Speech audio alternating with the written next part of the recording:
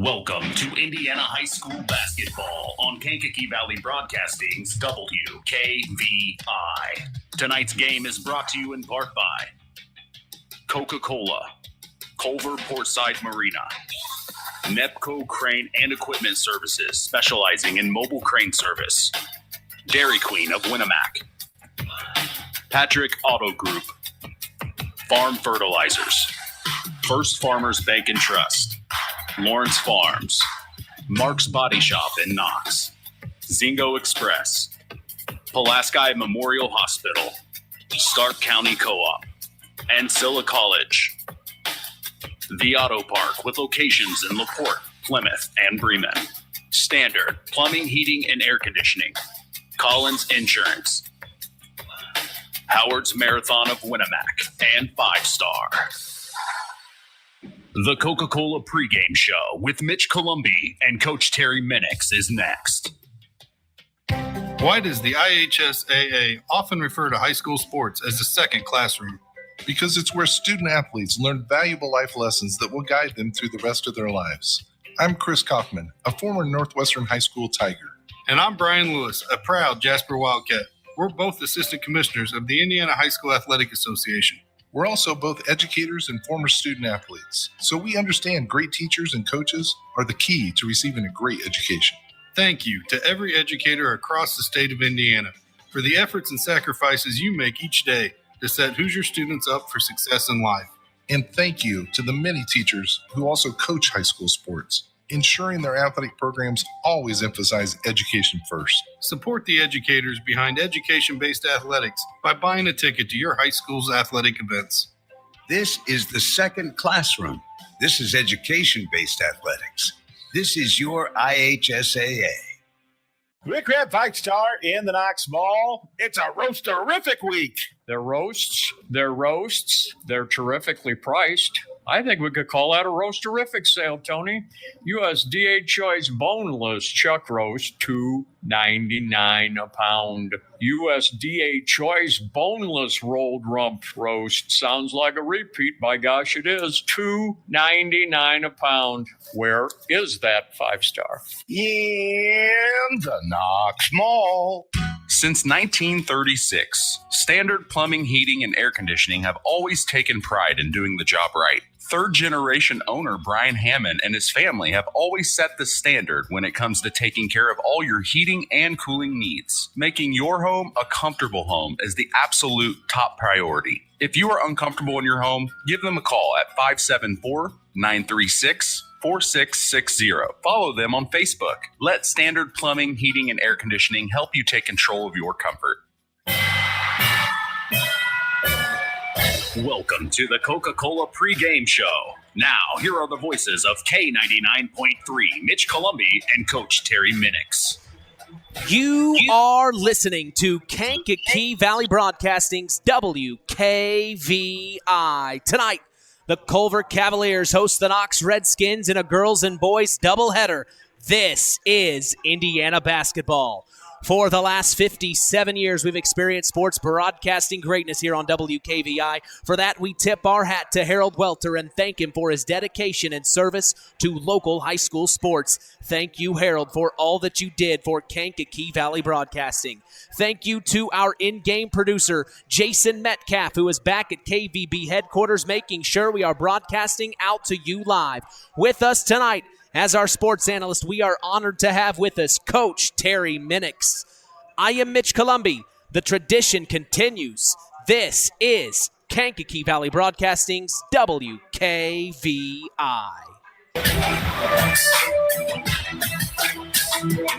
And we welcome you to John R. Nelson Gymnasium in Culver, Indiana, 46511. Two of our area teams will be providing us our entertainment this evening as we are set to continue the new era of Kankakee Valley Broadcasting Sports on 99.3 FM and around the world, streaming live on WKVI.com. As we get ready for our 6th and 7th basketball broadcast of the season already, we have only seen the Lady Redskins We have spoke with head coach of the Lady Cavs, Shane Lowry, a couple of times on the Saturday Sports Line, but tonight is the first chance we get to see them in action. The Lady Cavs come into tonight at 3-7 on the year. Their last game was over a week ago against Lakeland Christian, where they dropped that game 32-43. It's been a learning year for this young Lady Cavalier team, and Coach Lowry has been nothing but positive. We turn now to our sports analyst and well-respected coach, Terry Minix. Coach, what would be your overall advice to a struggling 3-7 team? Well, I think it's the same thing we say every week, Mitch. It's a marathon. And with a young team, it's baby steps. That's what they've got to understand. Take it slow. We're going to be fine come the end of the year. And he's got some really nice young players that I have seen in the last couple of years to go along with a couple experienced seniors. So I think they're going to be fine come tournament time, but they just got to, take it slow, keep learning, keep their heads up. This is the main thing, keeping your heads up, stay positive, and keep listening and understanding what the coach is telling you. Well, I'm interested to see Kennedy Jackson out on the floor for the Lady Cavaliers. She, of course, just committed this past week to Grand Valley State University. She will be competing on the track team there in shot put. So she is very strong, and I'm very looking forward to seeing her out on the basketball floor tonight. We turn the page and look at the Knox Lady Redskins. We, of course, broadcast their game last night against Oregon Davis, where the Lady Redskins gave them another loss on the year. The Lady Redskins are now 2-8 on the season. It was a rough start for them as they lost their first 7 games of the year before finally cracking the code and beating Triton at Harold Weinberg Gymnasium. That was in Knox 1 week ago today, 46-44. They traveled to Michigan City this past Tuesday and almost came away with a win. The final of that one was 55-53. In our opening game of the season, the night before Thanksgiving, we saw this Lady Redskin team control a very good North Judson St. Pierre Lady Blue Jay team for most of that match. That is until senior Lady J, Sophia Frazier, popped the lid open and took over in the fourth quarter. The Jays won that historic rivalry 29-26 in an exciting finish. As we look at the stats for the Lady Redskins, leading in the scoring department is Morgan Downs. She is averaging 14.7 points per game, shooting 42% from the floor. Leading the Lady Redskins in the rebounding category is Riley Messer, averaging 6.3 boards per game, and also leads the team in steals with 3 per game. Portland Minix leads the team in assists, averaging 3.4 per game. You got to see this team firsthand last night, Coach. Give us your opinion on this Lady Redskin team. Well, I saw him last night. I saw him the first game, like we talked about, that we televised against North Judson, and I was very, very impressed that night. I mean, they ended up taking the loss, but they were playing in that game, obviously, without Downs in that game. Forgot about that. Now you say it. Yeah, who I saw last night hit, I think, 6 threes against us. So I think the next time that they play Judson, it might be a little bit different, but, I'm sure Judson will have something in store for them. But I tell you, I was very impressed with them. The game kept pretty much close for the longest time, and they never put their head down or anything, just kept stroking away, and they ended up Downs hitting a couple big threes that really made the difference in the game, and they kind of just pulled away with a 12 or 13 point victory. Well, it's always interesting to see teams on the second of a 2-game night stint here. We'll see what the energy's like. Some teams come out a little flat. Sometimes they come out very over-energetic. We'll see. What are you thinking? Well, it's a conference game. That's the other thing. When you have a conference game, it's totally different. Obviously, the game last night was just kind of a rival game of 2 schools close to each other. But when you got a conference game, this means a little bit more because obviously Knox, they haven't got off to a great start, but they can make a difference in the conference just by beating a few of these teams. Well, we appreciate you joining us on the Coca-Cola pregame show, refreshing the world, making a difference. We'll be back after a word from our sponsors as the Pulaski Memorial Hospital Injury Report is next. You are listening to Kankakee Valley Broadcasting's WKVI. Real magic is everywhere. It's in your mom's cooking, in 4-hour dinners with friends, in that first bite of something new, and in the fizz of a Coca-Cola.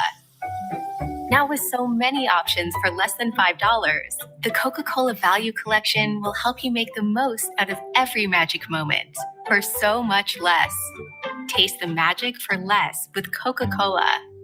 BP gasoline with Invigorate helps clean your engine and can give you more miles per tank. Continuous use may result in the following pleasant side effects: excessive smiling, feeling more relaxed, taking more drives just because, volunteering for carpool twice in a row, and bragging to your friends about how you use our best fuel ever. To find out if BP gasoline with Invigorate is right for you, stop by your local station to discover our best fuel ever. Versus minimum detergent gas. Average restored 3 to 5 miles per tank, based on fleet testing and based on what you drive and how you drive. High school sports brought to you by Zingo Express. Who's in? Who's out? It's the Pulaski Memorial Hospital Injury Report with Mitch Columbi. Mitch? Thank you, John Thompson. The Pulaski Memorial Hospital has been serving lives of the residents of Pulaski County and the surrounding area since 1963. We appreciate them supporting local high school sports. We are lucky to say no injuries to report tonight, as that will be your Pulaski Memorial Hospital Injury Report. Stay tuned, though, as the Marian University's Ancilla College Coaches Corner is next. You are listening to Kankakee Valley Broadcasting's WKVI. This presentation of our area's local high school sports is sponsored by Pulaski Memorial Hospital in Winamac. Pulaski Memorial Hospital is dedicated to providing excellent health care to improve the health and quality of life the people and the community they serve. They will meet the community's needs and exceed their expectations by creating the best possible healthcare experience. For more information of the services they provide, call 946-2100. The Stark County Co-op has been a member-owned farm services co-op in Stark County since 1928. That's over 90 years, and they're still providing the same quality agronomy services to the farming community of Stark and surrounding counties. The Stark County Co-op is an LP and fuel provider. The Stark County Co-op purchases grain at both locations, Hamlet and Browns. You can reach them by phone at 1-800-782-3392, the Stark County Co-op. Let's talk with the coaches on the Ancilla College Coaches Corner with Mitch Columbi. I'm here with head coach Shane Lowry of the Lady Cavaliers. Coach, you're getting ready for this conference rival in the Knox Lady Redskins. What do you know about them? We know every year this team's going to play some good defense, an aggressive team, and they're going to push the ball up and down the floor.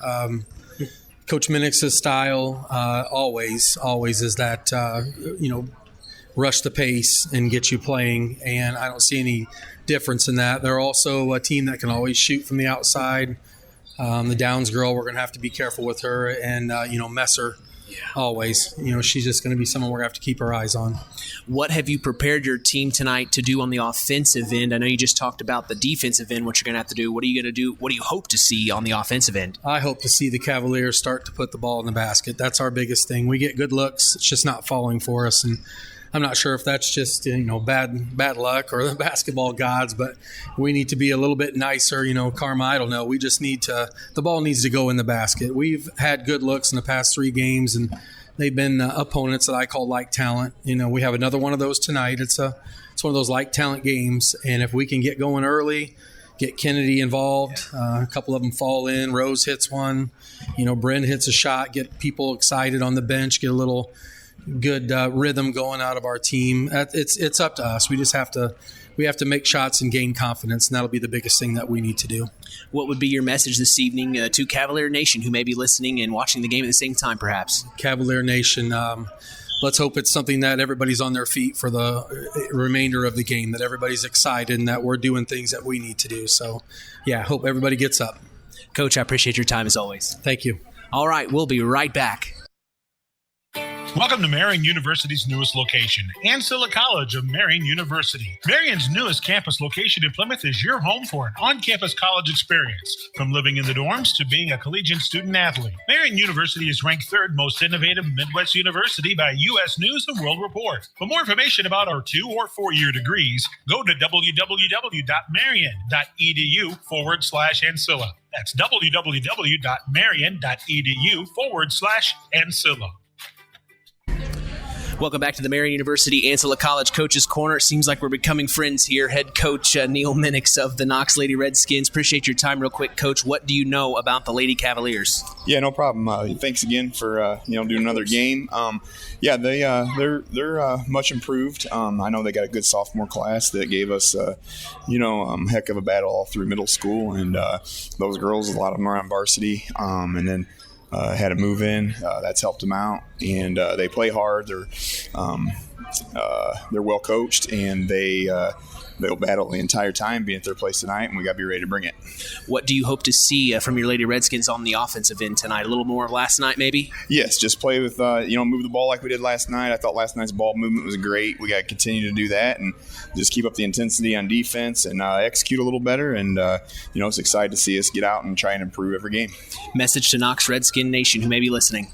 Just, like I say, continue to come watch. I think we're getting better every time we're stepping on the court, and hopefully we can show some of that again tonight. Coach, appreciate your time. Thank you. We'll be right back. Culver's Portside Marina handles all water recreational needs. When it comes to pontoons, Godfrey leads the industry in performance and quality, and Portside Marina has it in stock. From sampan, aqua patio, and sweetwater pontoons, if you're looking for a family boat, Culver Portside Marina can help. Located at 514 West Mill Street in Culver. Stop in or call them at 842-5000. Culver Portside Marina. Now it's time for the Keys to the Game, sponsored by the Auto Park with locations in LaPorte, Plymouth, and Bremen. All right, as we get set for Indiana High School basketball action, what are your keys to the game as a Knox Lady Redskin, Terry? I think the big thing is just getting off to a good start.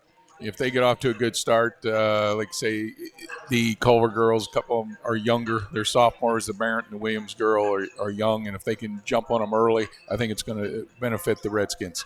Now, flip sides, you are the head coach of the Culver Lady Cavaliers, trying to also desperately get a win here tonight. What are your Auto Park keys to the game for them? Well, I think the biggest thing is take care of the basketball. They can't have the turnovers because Knox is going to press them. Was going to push the ball up. They're going to cause havoc all over the floor. So the main thing is do not, turn the ball over. If Culver has the basketball, obviously Knox can't score. So slow it down. Slow it down. Be patient. Be patient. Yep. Well, that's your keys to the game, sponsored by the Auto Park with locations in LaPorte, Plymouth, and Bremen. Today's broadcast is also brought to you in part by Marian University's Ancilla College. If you are looking for a place to continue your education, visit marian.edu/Ancilla. We are going to take a break and relax as the Coca-Cola pregame show continues. Our starting lineup is next. You're listening to Kankakee Valley Broadcasting's WKVI. Here at the Auto Park Chevrolet Buick GMC in Plymouth, we have one of the largest vehicle selections in northern Indiana. We know that you can visit any number of dealerships when shopping for a new car. That's why we always make sure we go above and beyond for our loyal customers throughout Michiana. Our Auto Finance Center also works to ensure that you take advantage of a lease or loan solution that fits your budget. Lots of new inventory in stock and en route. Special local market pricing. Come drive the new Silverado and soon the new Hummer EV. Stop by our showroom today or go to AutoParkChevroletBuickGMC.com and see more. Or even buy that special car you're looking for. The Auto Park Chevrolet Buick GMC in Plymouth. Come see the value. This presentation of our area's local high school sports is sponsored by Pulaski Memorial Hospital in Winamac. Pulaski Memorial Hospital is dedicated to providing excellent health care to improve the health and quality of life for the people and the community they serve. They will meet the community's needs and exceed their expectations by creating the best possible health care experience. For more information of the services they provide, call 946-2100. Now it's time for the starting lineups. For the Lady Cavs of Culver, starting at point guard is Rose Peterson. At the 2 guard is Grace Sieber. Starting at small forward this evening is Bryn Barrett. At the 4 is Amaya Williams. And at the 5 is Kennedy Jackson. For the Lady Redskins, at point guard is Portland Minix. At the 2 is Morgan Downs. Starting small forward is Ella Fairchild. At the 4 is Cadence Qualls. And at the 5 is Riley Messer. That is your starting lineup for tonight, as we will be back to get set for tip-off. You are listening to Kankakee Valley Broadcasting's WKVI. What's good about Dairy Queen? Dilly bars, DQ cakes, blizzards, and the $5 buck lunch. Stop in for the $5 buck lunch with an entree, fresh hot fries, your choice of an ice-cold Coca-Cola product, and a soft-serve sundae flavor of your choice. Available every day from 11 to 4. Have a $5 buck lunch exclusively at Dairy Queen. Proud to support high school sports on US 35 Monticello Street in Winamac. Find out what's good about Dairy Queen. In 49 other states, it's just basketball. But this is Indiana. Stay tuned for more in-game action with Mitch Columbi on Kankakee Valley Broadcasting's WKVI. Real magic is everywhere. It's in your mom's cooking, in 4-hour dinners with friends, in that first bite of something new, and in the fizz of a Coca-Cola.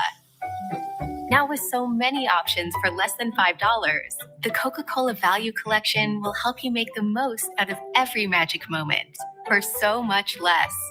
Taste the magic for less with Coca-Cola. Kankakee Valley Broadcasting, bringing you Indiana high school basketball on 99.3 FM, The Valley. From John R. Nelson Gymnasium in Culver, Indiana, we welcome you back as we are getting ready for a girls and boys basketball doubleheader. I am Mitch Columbi. The tradition continues here on Kankakee Valley Broadcasting as WKVI will always be here. While we have a moment, Coach, how have you been since we last spoke last Saturday?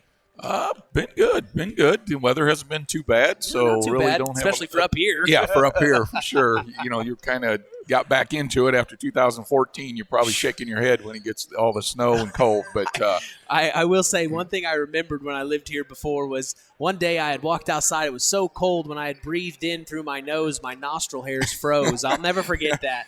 That was when I realized, yeah, you're in northern Indiana. Well, that's just it. I think every winter when it gets cold and we get that first snow or really gets nasty cold, I shake my head and say, why am I living here? It happens every year, so I must have a little bit of memory loss every year. Well, there's something about the change of seasons for me.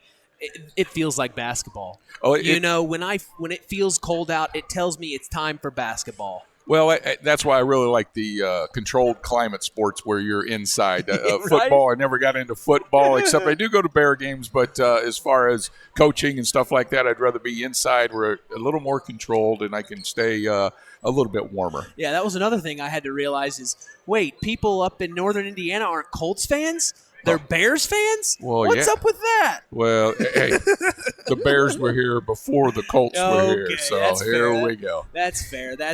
I can't complain with that. I do 2006 was a great year for us, though. Oh, wow. Yeah, Rex is our quarterback. Yeah. Well, IU graduate, okay. and his parents were season ticket holders for the Colts, so that was a good moment for us. Well, I'm still stuck on 85. Yeah, all right? You had the 85 season. 85, but no, I like the Colts. I like Peyton Manning, but it's funny. I was watching something the other day. He actually was talking in his latest show. He has an ESPN Plus show or whatever where he was talking about the Colts leaving Baltimore and going to Indianapolis. At this point now, the Colts have been in Indianapolis longer than they were in Baltimore. Did you know that? I did not know that. Yeah, the Colts have been in Indianapolis longer at this point than they were at Baltimore. There you go. So I guess it's up for grabs now of who owns the Colts or where the Colts belong, I guess. Well, they're here now, so it really doesn't matter. It's all good. But, this climate control is great. A lot better. I think having a boy-girl doubleheader here tonight, Mitch, is a lot of fun. You're going to get a good mix of people, a good crowd. The weather's pretty decent outside, so I think it's going to be a lot of fun tonight. Well, we also have another boys and girls doubleheader going on in this area. The North Judson St. Pierre Blue Jays taking on the South Central Satellites. Both teams, we talked to all of the head coaches except for, I believe, the boys head coach of South Central on the Saturday Sports Line this morning.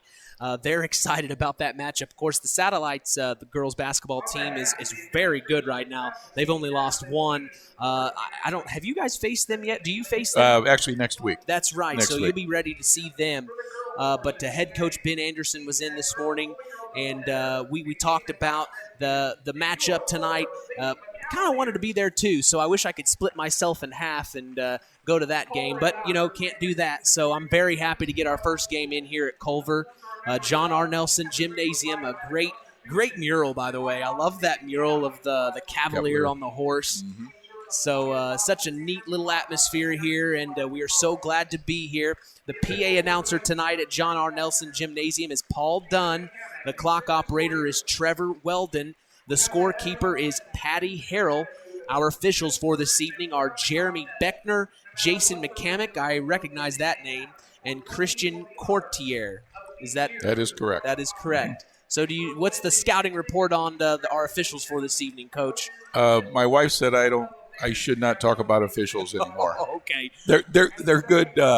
They're sectional officials, so that part is very good. So yeah, we'll keep it the positive side of things. She says I'm a lot of times I say too much. Well, maybe you need to hear what my girlfriend says. I say too much. I'm the one that talks the most of the time.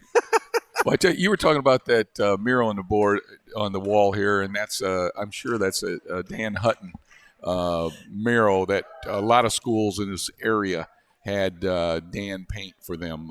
Dan has passed away, but we had one at our school as well that he had done, and obviously John Glenn has one where he coached for a number of years, and I think LaVille. I mean, there's a lot of schools around that have them, and it's actually great to see because Dan Hutton was a great guy and a great coach. Well, I believe he. I think I talked to athletic director Mike Zahner about that just a few months ago, and he said head coach Shane Lowry says the Cavalier is a little too big for the horse, but I said no, you want a strong Cavalier. You don't want a skinny little pipsqueak on top of the horse. You want a strong man Cavalier on top of that horse, and that's what that artist did very well at, I thought. Looks good, Dan. Good job. Well, let's talk about last night a little bit. Had a chance to talk with head coach Aubrey Lady afterwards. She wasn't very happy about the last night's game, and you can obviously understand. But from where you were sitting on the bench, what did you see last night? Well, I mean, it was much improved from the night before. They played the night before against Bethany Christian, and quite honestly, didn't look like they showed up at all. So it was really refreshing and nice to see them come out last night and at least be very competitive. I thought the Reagan Danford played extremely well. Maddie Wireman, played really well for him, and it was just the effort was there, and that's the whole thing that we talk about with, any kid. You don't have to be the most talented, you don't have to be the fastest, you don't have to, be the strongest, but you can have, effort and have heart, and that's something that you don't want to have to coach. That's something that should come within the players. So, and they had it last night, and I thought that was it was great to see. It's a loss. But, if they can learn from that and understand. It's the kind of loss you do learn from. Right. You learn from it and say, we can compete. I mean, Knox has only won a couple games, but Knox is a good, they play a tougher schedule. They play some bigger teams. And so I think it should be good for us. But, the thing is, they turn around, you got to play a South Central team, which is incredible. I think their only loss is to a LaVille team that is crazy improved, who OD, got now for the first game of the Bi-County. So South Central is going to be a handful. And like you said, it'd be great to watch that game over there at Judson and South Central tonight because that's going to be really a fun one.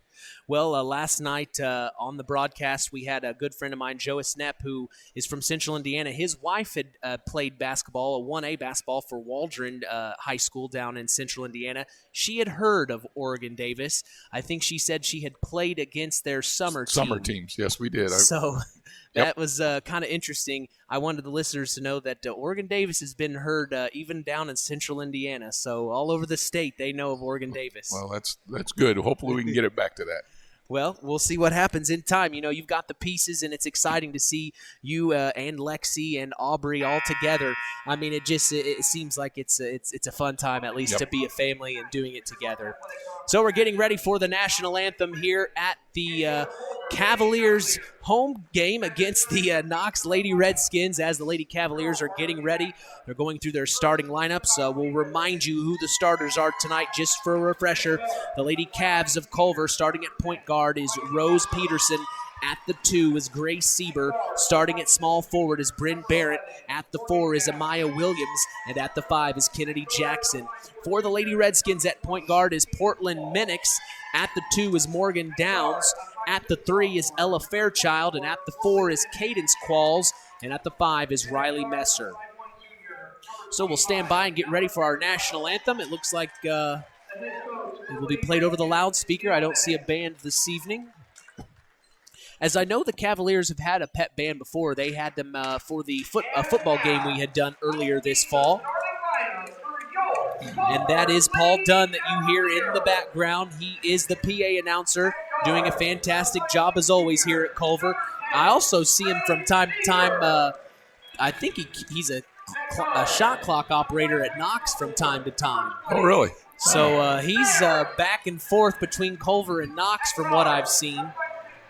I don't know if he'd want me to announce he works at Knox tonight, but he's working for Culver this evening, doing a great job with the announcing.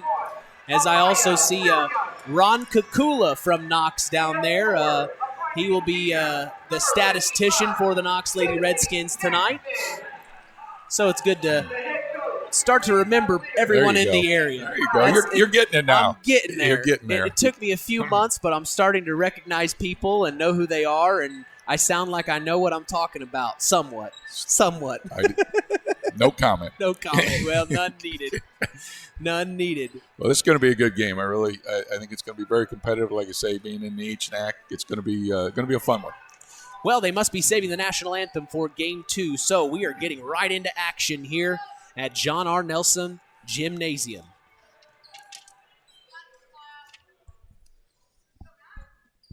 Eerily quiet to start this game here.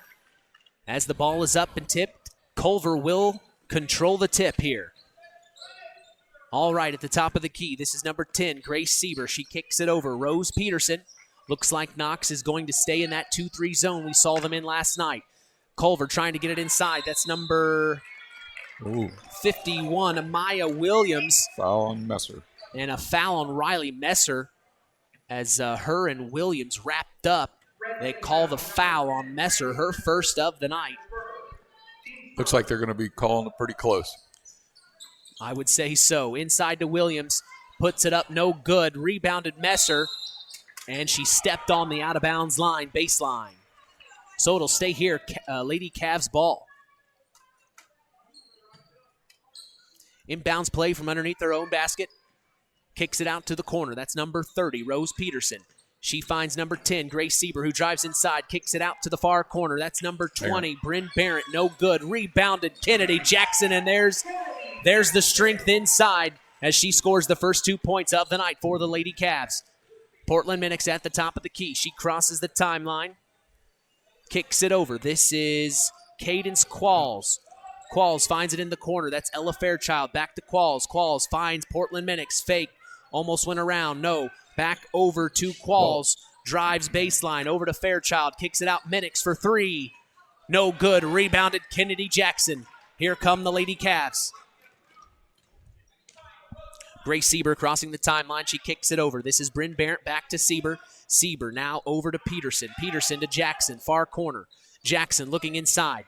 Crosses over. This is Grace Sieber for 3. No good. Rebounded. Bryn Barrett. She shoots from 17. No good. Rebounded number 11, Morgan Downs of the Lady Redskins. Minix up to Fairchild. 15 feet in the corner. No good. Oh, she shoots it and gets it to go. Nice second hesitation shot. As it's 2-2 here in Culver. Full court press now from the Lady Redskins as the Cavs beat it and get across the timeline. Up at the top of the key, Grace Sieber immediately, big time 3, and she gets it to go. 5-3, the Lady Cavs lead. So, Lady Redskins to bring the ball up. The Lady Cavs are in a 2-3 zone as well. This is Qualls trying to get it inside to Fairchild, but no, threw it away. Here come the Lady Cavs. This is number 20, Bryn Barrett. Nice hesitation, moves as she's going to take it baseline. Kicks it outside for a big-time three from Rose Peterson, and she gets it to go. It was Grace Sieber. Grace Sieber, my apologies. Two of them. Thank you. That's his quick start that we talked about. That's what they have to do. So, Minix up top of the key, gets it into Messer. Messer, nice fake. Here she goes inside, gets the left-hand layup to go. No. Rebounded. Amaya Williams. Here come the Lady Cavs. Sieber crosses the timeline, finds Barron in the far corner. She's going to chuck it. Big-time three for her. No, in and out. Rebounded Kennedy Jackson for the putback. And a timeout. Head coach Neil Minix, he wants to talk things over as the Lady Cavs are making noise early. I'd say a big-time move from Kennedy Jackson. Well, I tell you, that's what we talked about. That 10-2 lead is exactly what they needed. It'll probably help their nerves a little bit, and I'm sure right now the nerves aren't going real well for Neil. He's a little red-faced. He called the timeout very fast. Of course, I would be upset too after what happened last night. Very happy with this team not getting the intensity and energy that he wanted to see here.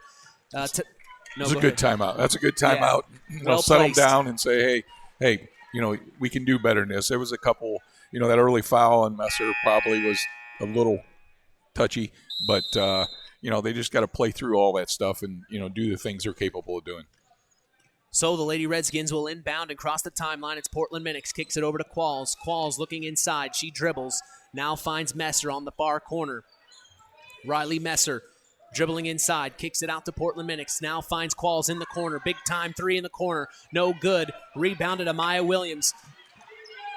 As now they're fighting for the ball on the floor. They're going to call a foul. I think it's going to go on Downs, number 11. That would be her second, and it is. That's her first.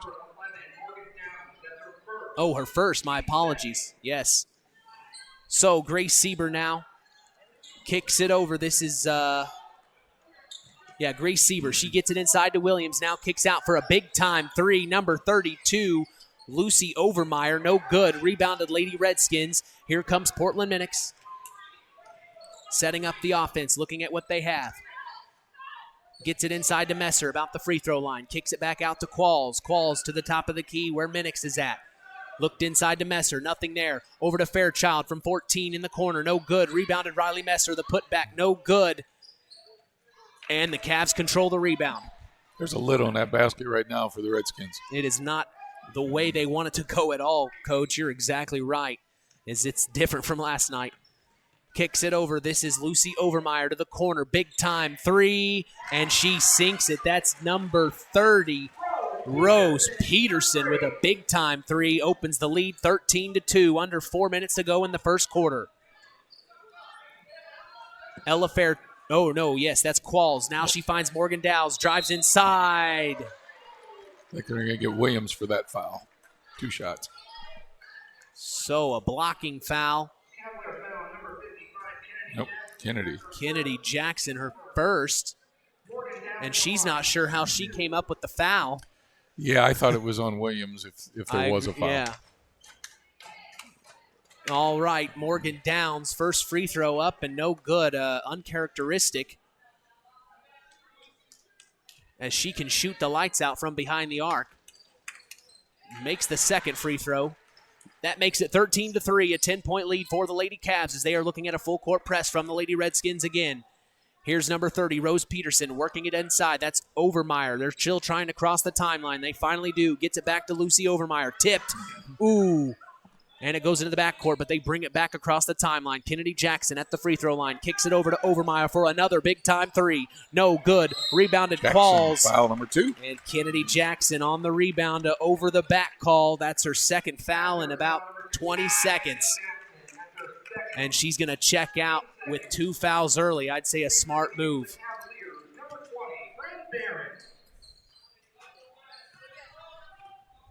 Now I think they can utilize Messer in the middle with a little bit Jackson. more. Yeah, with Jackson being out. So Downs trying to get it inside to Messer. She goes ahead and shoots it from 15 on the wing. Nice shot from her as she gets the first one to go on the board for her this evening. The Lady Cavs on the other end of the floor. Overmeyer finds Peterson for 3. Add another one to the book, 16-5. 2:55 to go here in the first. Portland Minix, top of the key, looking at the zone. Kicks it over to Qualls. Qualls trying to move around her defender. Finds Riley Messer in the corner, who then gets it to Ella Fairchild at the free throw line. Kicks it over to Minix, who then finds Qualls in the corner. And she moved, calling a travel on that play there. I think Coach Lowry, when he said they've got to find a way to put the ball in the basket, I think they found a way to put a ball in the basket. They made 4 threes so far. Well, and they evidently were due. Of course, we haven't seen them yet this season. I'd say he was wanting this to happen tonight as the lid has been popped off. It's for sure here in the first quarter.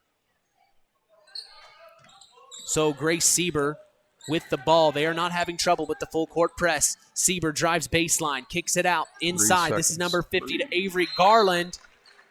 And it goes out of bounds. It'll be Knox Lady Redskin ball, as Coach was right. A couple of Cavs camped out in the middle. I think that's a forgotten call. Oftentimes, yes, but lately it's been called a lot. Yeah. So calls over to the corner, back over to Morgan Downs. This is Riley Messer, finds Qualls top of the key, now to Portland Minix. Moves around baseline, trying to get it inside. Ella Fairchild back out to Morgan Downs immediately. Big time three. Morgan Downs gets it to go. Barely had her feet set. Seen that a few times last night. 16-8 as the Lady Cavs cross the timeline. This is Grace Sieber, kicks it back over to Rose Peterson. Peterson finds Sieber as they are looking at that zone as well. Sieber, top of the key, gets it in. This is number 20, Bryn Barrett. Back out for a three by number 21, Kylie Hamilton. No good. Rebound, Lady Redskins. Riley Messer's going to bring the ball up the court. Why not? Now she finds a hole. Kicks it out. That's Qualls. Qualls over to Minix. Minix, nice move. Ooh, stays with it, loses the ball, and the Cavs pick it up. Good pickup by Avery Garland, and here come the Lady Cavs.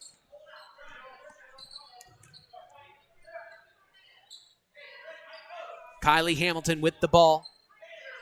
Gets it. Ooh, missed pass, and here come the Lady Redskins. Portland Minix crosses the timeline. She's looking to make something happen here. Gets it into Messer about the free throw line. Nice second-hand move. Drives inside. Nothing called. Here come the Lady Cavs. This is Bryn Barrett. Handles the pressure well. Gets it back over to Grace Sieber, who drives inside. All alone. Kicks it back out. That's Rose Peterson, who finds Barrett back at the top of the key. Bryn Barrett spins around. Kicks it over. This is Kylie Hamilton. Moves top of the key. Now this is Rose Peterson. Peterson kicks it over to Sieber. Sieber inside to Garland. Nothing there. Back out to Sieber. Ooh, nice move. Here comes Sieber on the inside. Now she's baseline.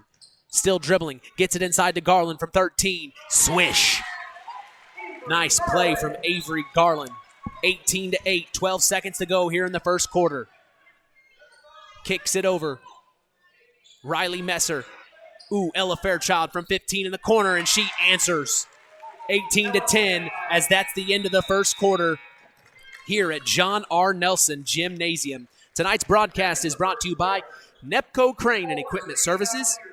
Specializing in mobile crane service, call Joe Nepp at 1-800-590-2272 for all your residential, commercial, and agricultural crane needs. Today's broadcast is also brought to you in part by First Farmers Bank and Trust, providing state-of-the-art banking with old-fashioned service. We thank them for supporting local high school sports. Finally, we thank Howard's Marathon of Winamac, serving Pulaski County for 43 years. Call 574-946-6894 and ask for Howard. We thank them for supporting local high school sports. First quarter, Coach. Well, I tell you, Mitch, not to say I was right, but I was right. I said they need to get off to a good start, and I said they need to take care of the basketball. They have 2 turnovers, and an 18-10 is a pretty good start. I would say that is exactly what we want. They've done exactly what they wanted to do. Now they just got to keep that momentum going. And Jackson's out of the game, but they seem to be patient around the perimeter, passing the ball and getting good open looks. They've knocked down 4 threes so far. 18 points in a quarter. You're on your way of scoring plus 70. Yep. So that's a big time deal. I mean, if you can get 70 points, that's going to be hard to beat. For sure. I mean, obviously it's going to slow down a little bit, but they should easily be 55-60. Yeah. which is a high-scoring game For from sure. what we saw at the beginning of the season.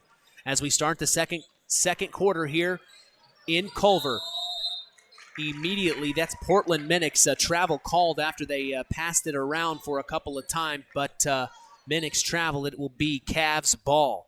So a free possession here for the Lady Cavs, as this is number 21. Kylie Hamilton kicks it over to Garland. Now Garland finds Rose Peterson. Peterson, double move. Ella Fairchild all over. Nice steal by Morgan Downs, and here comes the Lady Redskins. Downs crosses the timeline inside to Qualls. Beautiful entry pass. 2 points given. 18-12 with 7:26 to go. Rose Peterson kicks it over to Avery Garland at the top of the key. She finds Amaya Williams. Williams kicks it over to Kylie Hamilton. Hamilton at the top of the key, looking at that zone, trying to get it inside. Kicks it over to Avery Garland in the corner. Now she's driving baseline, shoots from 10. Nice shot from her. There's 4 quick ones from her tonight as it's 20-12 with 7 minutes to go here in the first half. Riley Messer, top of the key, finds Portland Minix, fakes a 3, kicks it back over to Messer. She's outside, kicks it over to Minix. Back to Messer. She goes ahead and shoots the 3. No good off the front iron. Here comes the Cavs off of Maya Williams' rebound. Almost fumbled, but picked up. Back over to Bryn Barrett.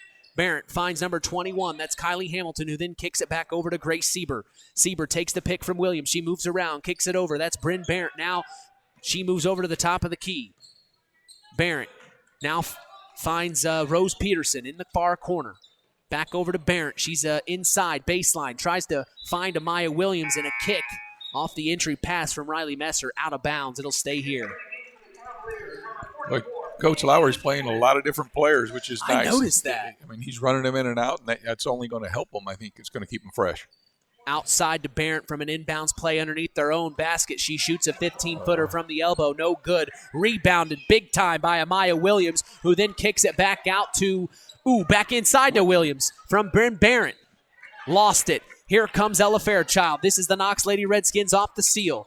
Minix kicks it up to Downs. She moves around her defender. Now she finds Messer from 15. Nice fake moves baseline. And a foul is called on the move on the floor. McEwen.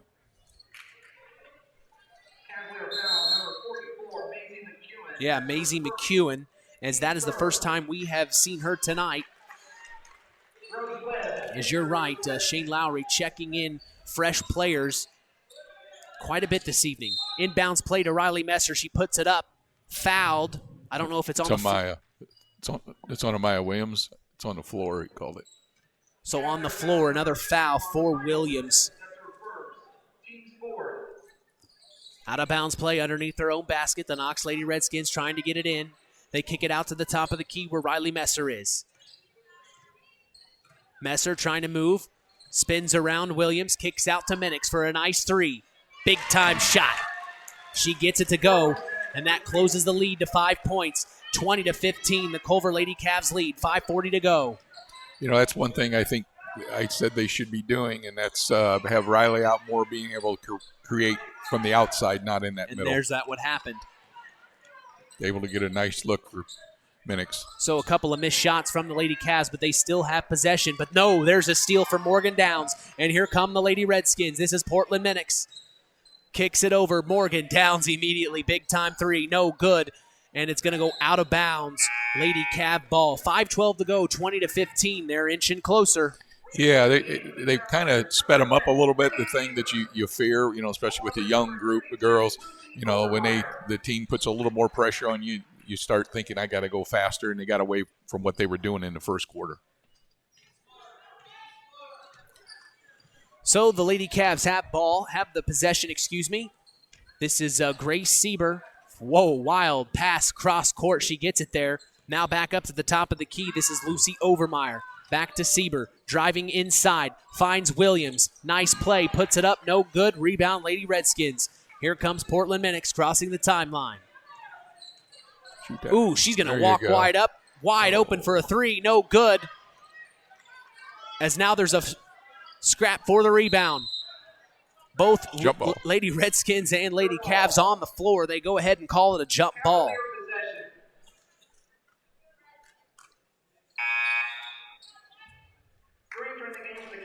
Bringing Jackson back in with 2 fouls.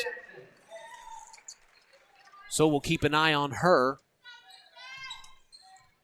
as they'll probably want her to close out the first half if they can have her out there on the floor, as this is the Lady Cavs, almost stolen, but no, they keep it back over to Sieber. Sieber finds wide open, number 30, Rose Peterson for 3. No good. Kennedy Jackson's there for the rebound. Put back, no. And a foul called on the floor. It'll stay here. Going against Minix.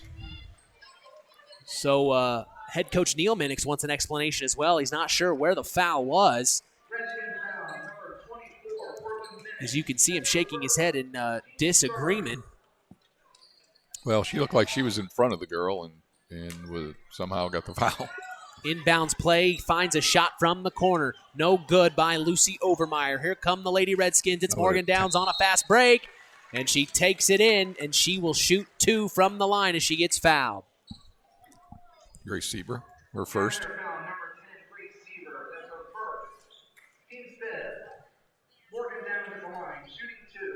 I don't know if Sieber is actually checked out of this game yet. Of all players that have checked in and checked out, I think she's one that stayed on the floor. She may have been the only one.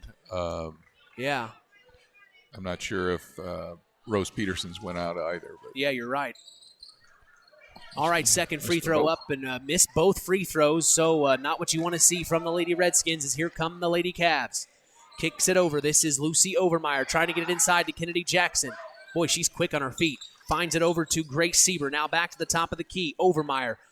Now Sieber has control. She's moving baseline. Picks up her dribble. Now she finds Maisie McEwen. Inside, nothing called. Kicks it out for a 3. Overmeyer. Big time 3. Lucy Overmeyer. As it's 23-15, 3:36 to go in the first half. Portland Minix crosses the timeline, looking at that 2-3 zone, gets it inside immediately. Number 21 puts the layup up, no good. That was Rose Webb, and here come the Lady Cavs. This is Rose Peterson getting it inside, and a nice layup off the pass. Maisie McEwen. Nice. As it's now 25-15, that 5-point lead back up to 10. Here come the Lady Redskins trying to get back in this one for the into the first half. Portland Minix, top of the key. She's going to go ahead and shoot it wide open, and she sinks it. Might as well. So you got to leave you that wide open. You can't. Make them pay. Yep. They're not going to respect you. Yeah. Shoot it. Exactly.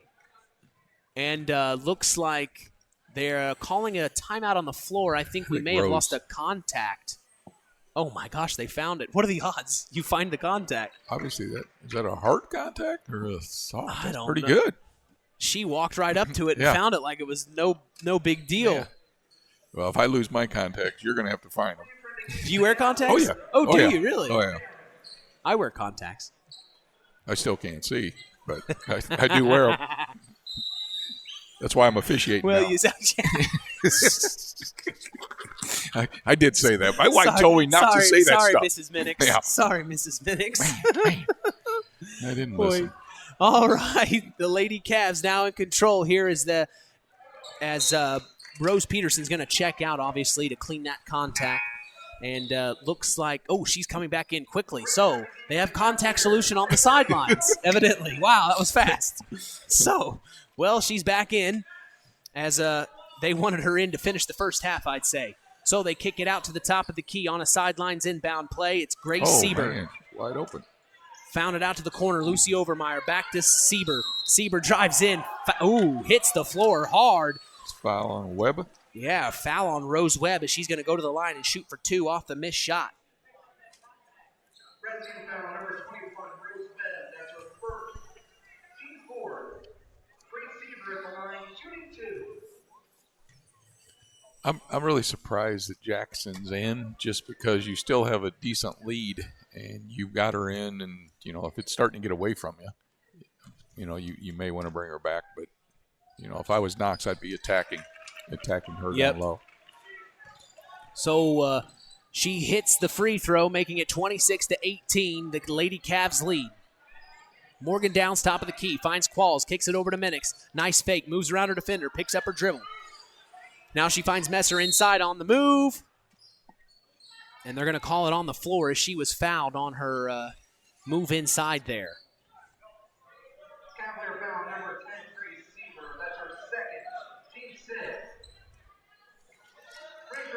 So inbounds play underneath their own basket for the Knox Lady Redskins.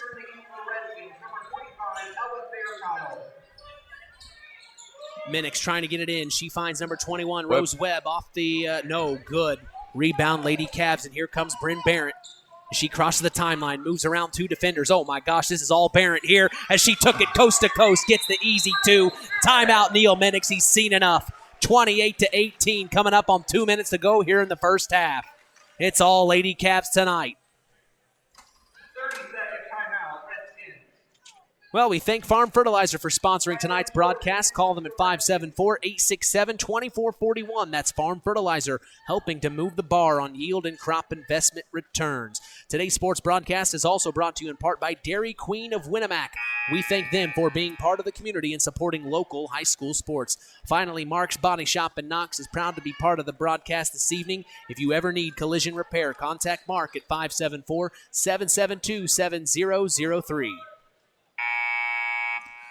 Well, he did take Jackson back out, which makes a lot of sense. You've got the lead at 10, and there's no reason to have her in here in the game with them 2 fouls at this point anyway.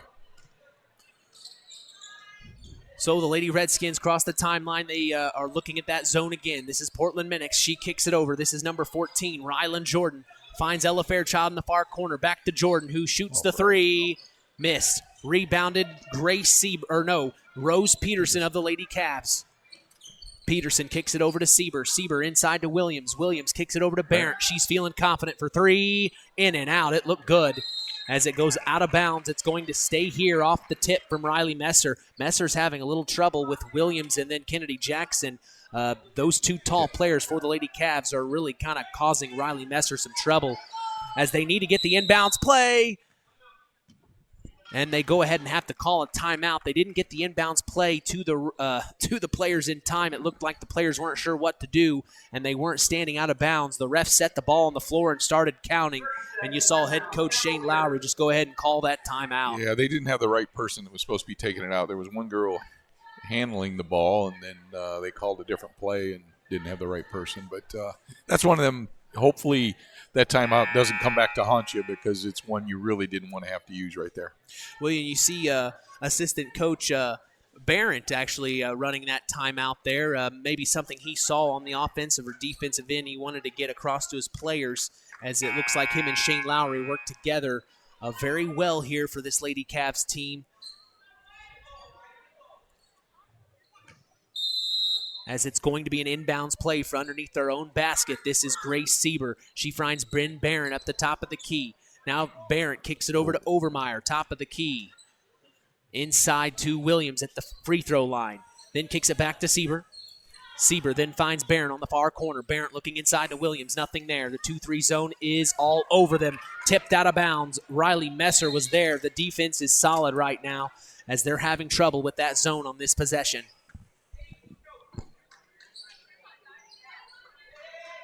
Another inbounds play underneath their own basket. This is Grace Sieber to take it out for the Lady Cavs. She kicks it out, top of the key. Lucy Overmeyer now finds over in the corner.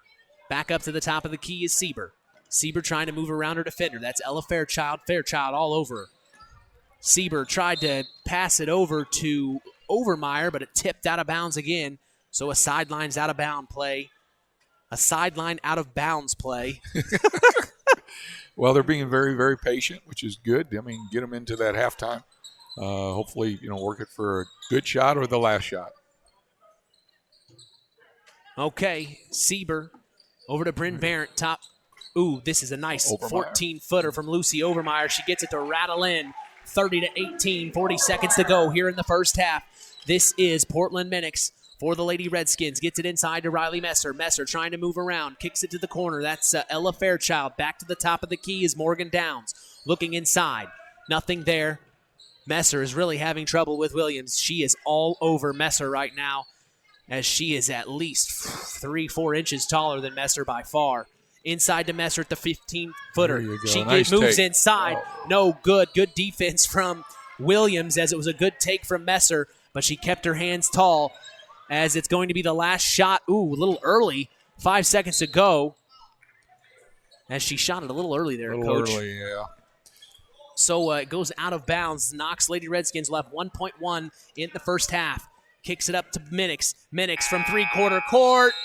Ooh, side. Hit the side of the rim there. And that is the end of the first half, 30-18, as we will be right back for the Standard Plumbing, Heating, and Air Conditioning halftime show with Coach Terry Minix. I'm Mitch Columby. You're listening to Kankakee Valley Broadcasting's WKVI. On the way home from the game, a deer jumps in front of your truck. And now you've got to get that truck repaired. Make it easy on yourself. Take it to Mark's Body Shop. Mark's has done expert auto body service since 1998 and will work with you and your insurance provider for collision repair, custom body paint, and insurance work. And all work guaranteed by owner Mark Schell. Mark's Body Shop, proud to support high school sports. 772-7003. At First Farmers Bank and Trust, we've been serving family farms for over 130 years. We've seen our customers succeed in good times, pull through in tough times, and we've learned some lessons along the way. So we appreciate the customers we have today by finding the solutions they'll be looking for tomorrow. Are you ready to talk about your farm operation? Stop by a branch or visit us online at ffbt.com. First Farmers Bank and Trust, Equal Opportunity Lender. Member FDIC. When you grow up on the land, you have an appreciation for it. When you grow up and work on a family farm, on land that is shared by members of a family, all working together as a team, that appreciation grows even more. They know what it's like to work as a team to get the job done. At Lawrence Farms of Knox, Todd and Josh Lawrence and family support the local high school teams and wish them success all through the season. In 49 other states, it's just basketball. But this is Indiana.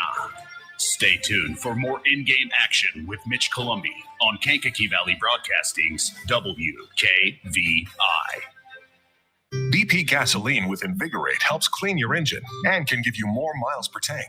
Continuous use may result in the following pleasant side effects: excessive smiling, feeling more relaxed, taking more drives just because, volunteering for carpool twice in a row, and bragging to your friends about how you use our best fuel ever. To find out if BP gasoline with Invigorate is right for you, stop by your local station to discover our best fuel ever. Versus minimum detergent gas. Average restored 3 to 5 miles per tank, based on fleet testing and based on what you drive and how you drive. High school sports brought to you by Zingo Express. Rick Crab 5-star in the Knox Mall. It's a roast-terrific week. Their roasts, they're terrifically priced. I think we could call that a roast-terrific sale, Tony. Whole boneless pork loins, $169 a pound. Loin-end pork roast, $119 a pound. Boneless rolled center-cut pork roast, $188 a pound. Where is that 5-star? In the Knox Mall. Welcome to Marian University's newest location, Ancilla College of Marian University. Marian's newest campus location in Plymouth is your home for an on-campus college experience. From living in the dorms to being a collegiate student-athlete, Marian University is ranked 3rd most innovative Midwest university by U.S. News and World Report. For more information about our 2- or 4-year degrees, go to www.marian.edu/Ancilla. That's www.marian.edu/Ancilla. Welcome to the Standard Plumbing, Heating, and Air Conditioning halftime show on K99.3 FM. Here's Mitch Columby. Back in beautiful Culver, Indiana, here as we are at the Standard Plumbing, Heating, and Air Conditioning halftime show. Mitch Columby along with sports analyst Coach Terry Minix. Well, Coach, we saw the Culver Lady Cavaliers do exactly what you said they needed to do in the keys to the game. They must be pretty happy with their first half effort, I'd say. I would say, the other thing was Coach Lowry saying they need to put the ball in the basket. And they had 5 threes in that first half. And like I said, they did everything. I only had them for 7 turnovers. Actually, a pretty clean game because Knox only had 7 turnovers as well. And just Knox is struggling to get some good shots. Like you said earlier, I think the big girl, Williams and Jack in the inside has, made it a little tougher for them. So they're going to have to be able to knock down some 3-point shots. And I know Minix has hit a couple threes, but, yeah. They definitely got to get downs going. Obviously last night she had 6 of them. So She needs to just get out there and knock the shots down, and they'll be okay. Well, and then that one play where they moved Messer out to the top of the key, she is able to drive inside. It sags the D. She kicks it out to Portland Minix. I mean, that's exactly what you're talking about. That's what I thought they should be doing. I mean, to utilize her strength, and I think her strength is she handles the ball extremely well. For her size, she can shoot the ball, but I think she makes very good decisions. And then you got to have Minix or Downs ready, and they're ready to shoot the ball and knock down them threes, and they'll be okay. I mean, it's 12 points, but I think you'll see them pick up the intensity a little bit. I thought they did initially in the second quarter when they cut the lead down to 6, and then it kind of ballooned back up to this 12 where it's at. But it, for the most part, stayed around 10, and they just got to play better defense. I think they were slow on their closeouts and missed a few offensive rebounds that they should have had. The other thing that may help them is maybe push the ball up. Knox ought to push the ball up a little bit more and attack a Jackson or a Williams. Yeah. Don't let them get set where they're going to sit there and they feel more comfortable when they say, okay, I'm ready to go, as opposed to back on your heels. And by putting them back on their heels, that means you're pushing the ball up. Well, we talked about it. It was eerily quiet in that first half, so maybe that played a little bit of a part. I can tell you from where I remember, if you ever went into a gym and it was real quiet while you played a game, you were used to hearing fans yelling and all the atmosphere. When it's not there, that kind of throws you off a little bit. Maybe that's what they were going through in that first half. But we will see as we will continue the Standard Plumbing, Heating, and Air Conditioning halftime show. Don't go anywhere. More to come. You're listening to Kankakee Valley Broadcasting's WKVI. Since 1936, Standard Plumbing, Heating, and Air Conditioning have always taken pride in doing the job right. Third-generation owner Brian Hammond and his family have always set the standard when it comes to taking care of all your heating and cooling needs. Making your home a comfortable home is the absolute top priority. If you are uncomfortable in your home, give them a call at 574-936-4660. Follow them on Facebook. Let Standard Plumbing, Heating, and Air Conditioning help you take control of your comfort. Collins Insurance Agency in Knox has done it again. They have earned the distinction of preferred agency partner from the Western Reserve Insurance Company. Can't touch this. So what does that mean for you? Collins Insurance Agency provides themselves in taking care of its community. That means providing the best insurance that keeps you and your family safe in a time of need. And with this honor, Collins Insurance Agency looks forward to providing Stark and surrounding counties the best customer service you and your family deserve. Collins Insurance Agency in Knox, living the golden rule by treating you like family.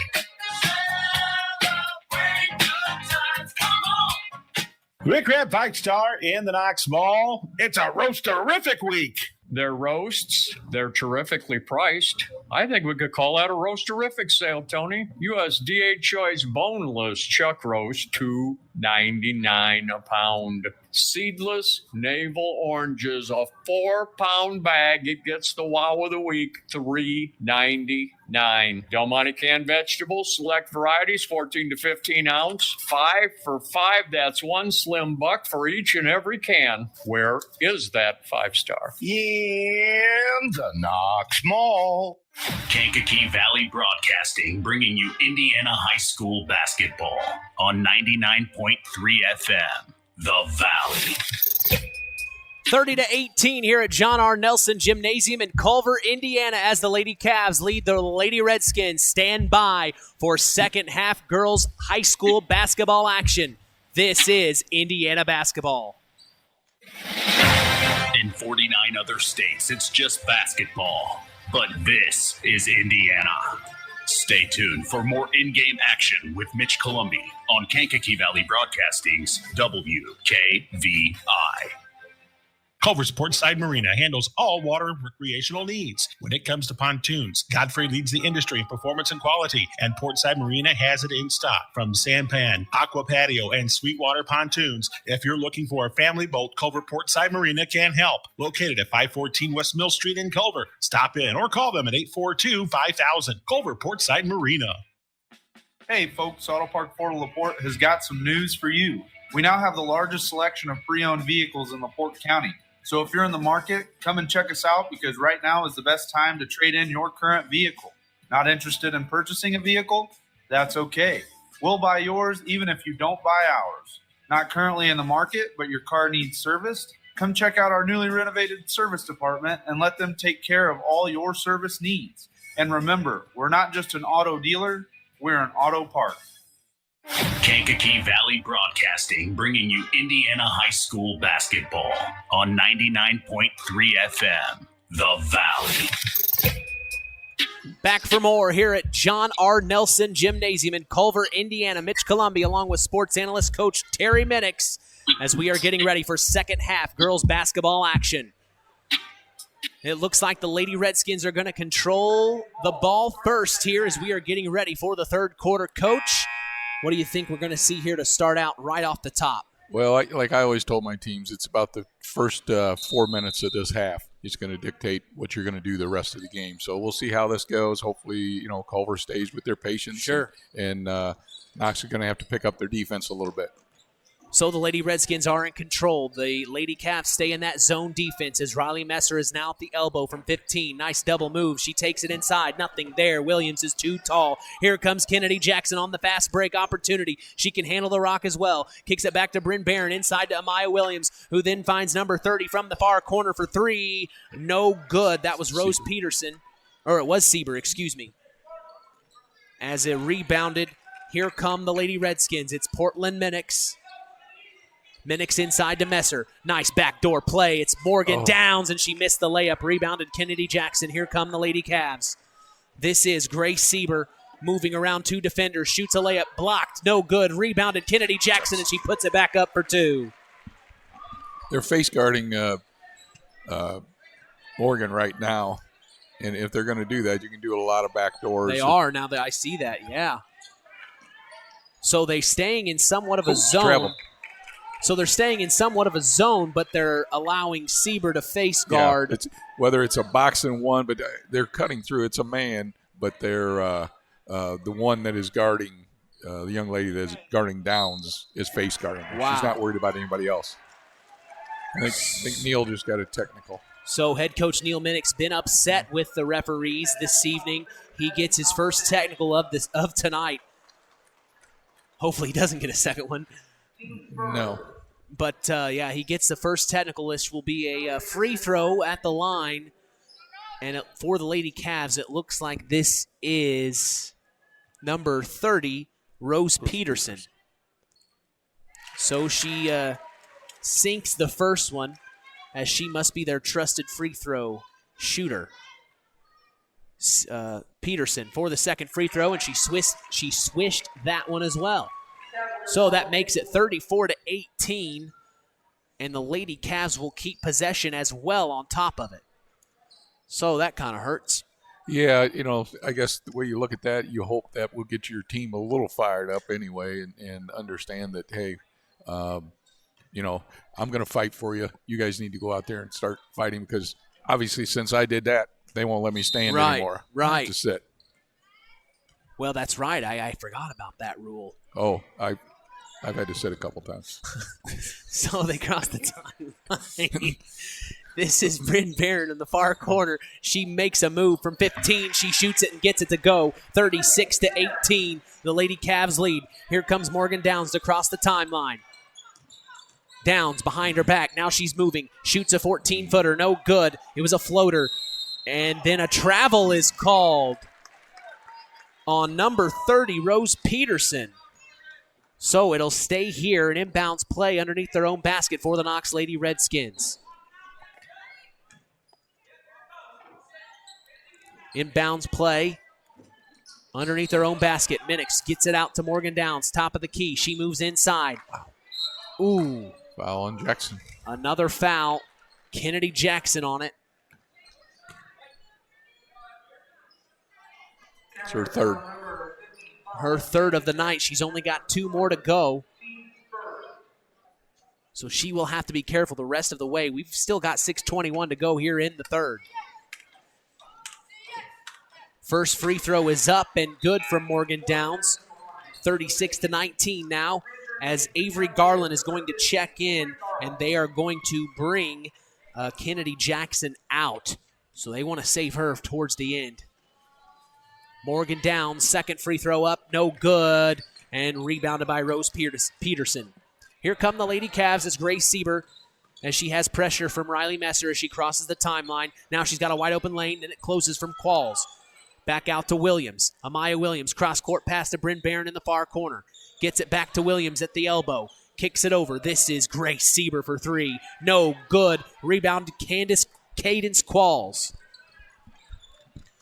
Portland Minix to cross the timeline. She kicks it back over to Qualls, who then finds Ella Fairchild. Getting it inside to Riley Messer. And then a pushing foul from the back called on Amaya Williams. That's her second.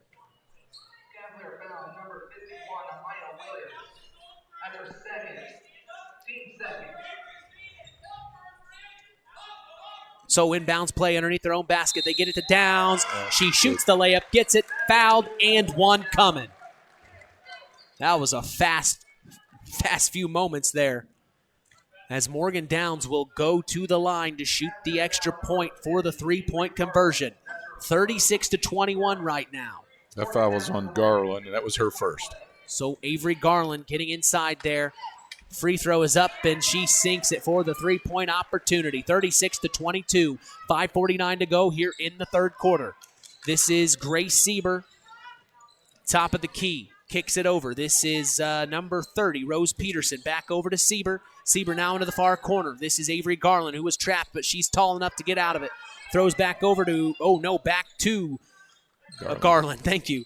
Garland looking inside, nothing there. Now she's going baseline, throws it away. Here comes Morgan Downs and the Lady Redskins. She pushes it up the tempo to Ella Fairchild for a nice, easy layup. 36-24. The Lady Redskins making a little noise here, as Grace Sieber is going to bring this one across the timeline for the Lady Cavs. She kicks it over to Avery Garland. Garland back up. This is Rose Peterson. Peterson now dribbling with her left hand back to the top of the key. He kicks it over to Bryn Barrett. Barrett looking at the zone. She's at the top of the key, dribbling. Kicks it back over. This is Grace Sieber inside to Amaya Williams, who gets the nice shot. Perfect entry pass and a beautiful shot. 38-24, 4:50 to go in the third. Morgan Downs bringing the ball up the court now for the Lady Redskins. She crosses the timeline. Now she finds Portland Minix on the far right side. Kicks it back to the top of the key. Cadence Qualls finds Morgan Downs inside to Messer, trying her best to make those moves. But Amaya Williams gets called for the foul. She doesn't see how that was. She was standing straight up. It's going to be her third. So a little frustration from the bigs inside for the Lady Cavs right now, as they're trying to stay tall, putting their hands straight in the air. But Riley Messer is being she's fighting down there for her life. She's really trying to get those moves to happen. She got the moves to happen last night, but tonight it has just not been her way. Well, having them bigger bodies down there, taller and bigger, when you have Jackson and Williams both down there, it makes it a little bit tougher on you. Yeah, Messer has had a tough time tonight as she sinks the second free throw, as that may get her going.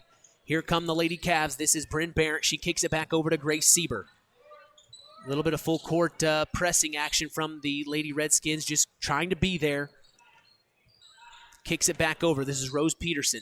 Then she finds in the corner, number 21, Kylie Hamilton. Kick back up to the top of the key. Now this is Bryn Barron in the far corner. Barron inside. This is Avery Garland. Dribbles, picks up her dribble, throws it out to the corner, and no one's there as it goes out of bounds. It just was a misread.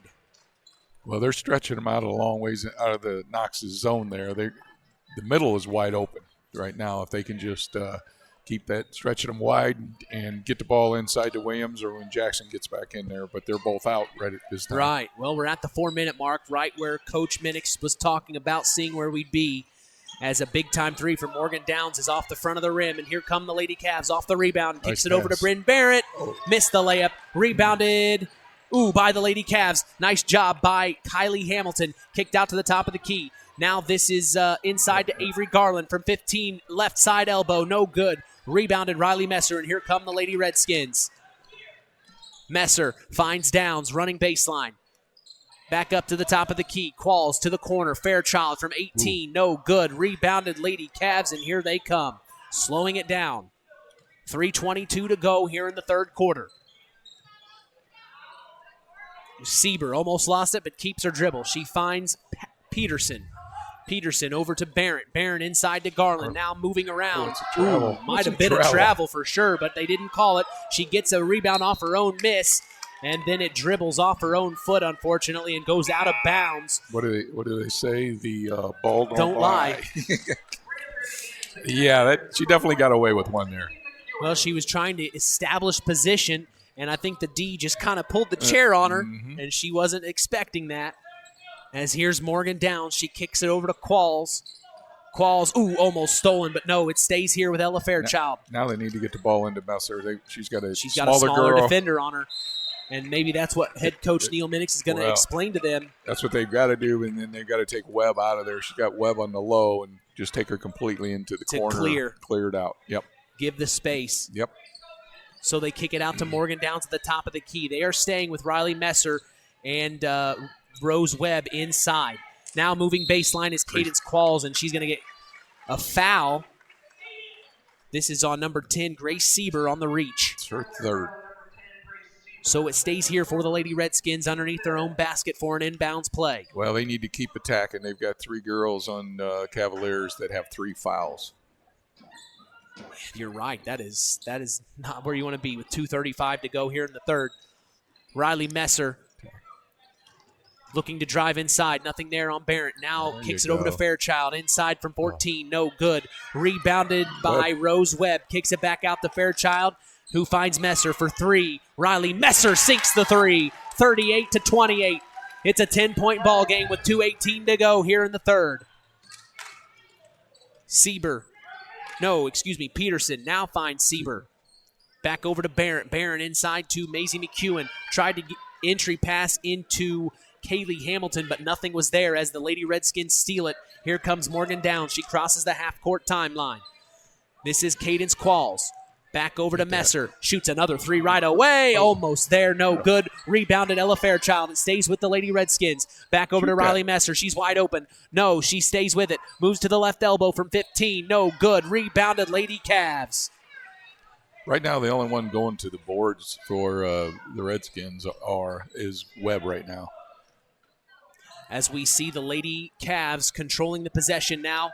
Looking at that zone from the Lady Redskins. This is Grace Sieber. Kicks it over to Peterson. Peterson trapped in the corner, and a timeout's called by the Cavs. They want to talk things over. Standard Plumbing, Heating, and Air Conditioning is part of the broadcast this evening. If you are uncomfortable in your home, give third-generation owner Brian Hammond a call at 574-936-4660, serving the local area since 1936. Sure hope you're having a good evening this evening, Brian. Today's broadcast is also brought to you in part by Culver Portside Marina. They can make sure your boat is ready for the winter. If you need help storing or winterizing your watercraft, call Glenn Bailey at 574-842-5000. Hope you're doing well tonight, Glenn. We also thank Patrick Auto Group for supporting local high school sports tonight. Located in Knox on US 35, call 574-772-7272. That's Patrick Auto Group. Well, 1:23 to go here in the third. I guess I didn't know after you get it technical, you're not allowed to stand. I didn't know that. No, you have to sit, and then if you get the next one, you're out. You're out, and you miss the next game. So that'd be hard for me because I don't know if I could stay seated, to be honest with you. Well, it is. Well, because you just want to jump off the bench and say something. Well, you can get off the bench to talk to your player. You can't get off the bench and talk to an official. You have. I mean, if you can stand up and on a dead ball or something and talk to your player. It's not an issue. Interesting. Well, it's rules of the game. We kind of keep hush hush, but I'm interested in them, so I just wanted to ask. As inbounds play underneath their own basket is the Lady Cavs. They get it out to Overmeyer. Is in the corner now. Number 21, Kaylee Hamilton, and there's a blocking foul called on a Lady Redskin. Qualls.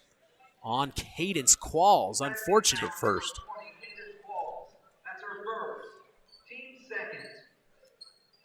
So sidelines out of bounds play for the Lady Cavs. This is number 44, Maisie McEwen, and she gets called for a travel and looked over to the bench immediately. She knew. Well, I think the whole thing with the Cavs right now, they want to just take care of the ball, be patient, and, run the clock a little bit because you got both your bigs out right now, and if you can get through this quarter, this the big thing this quarter, and then maybe start them back in the fourth and be back to normal. Save them to the end. Yep.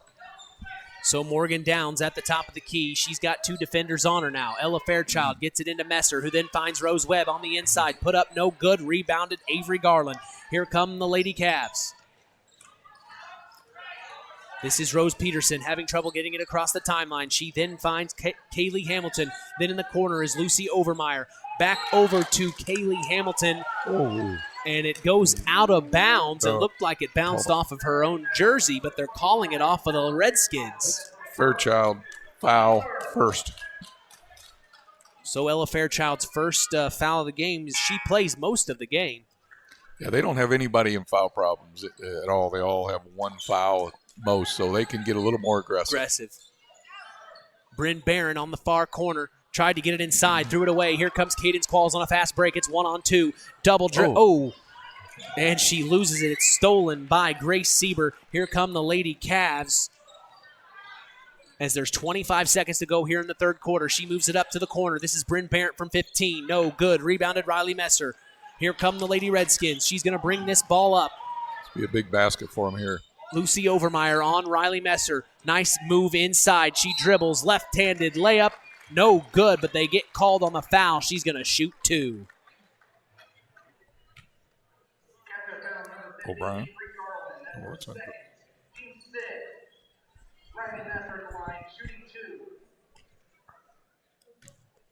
So Riley Messer to shoot 2 here. The first one is up.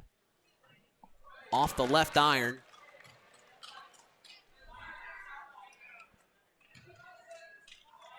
.7 seconds to go here in the third. That's what the Lady Redskins will have. Second free throw, or the Lady Cavs, excuse me.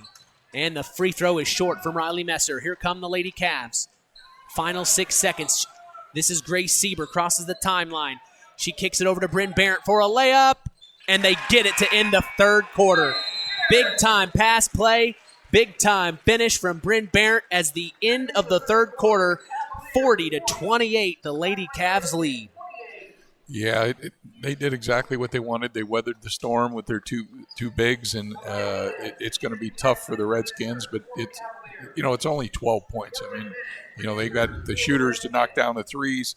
They just got to take care of the basketball and make sure they're getting good shots, play good, solid defense. Like I said earlier, they don't have any issues in the foul problems. You feel pretty comfortable being up 12 points going into the fourth?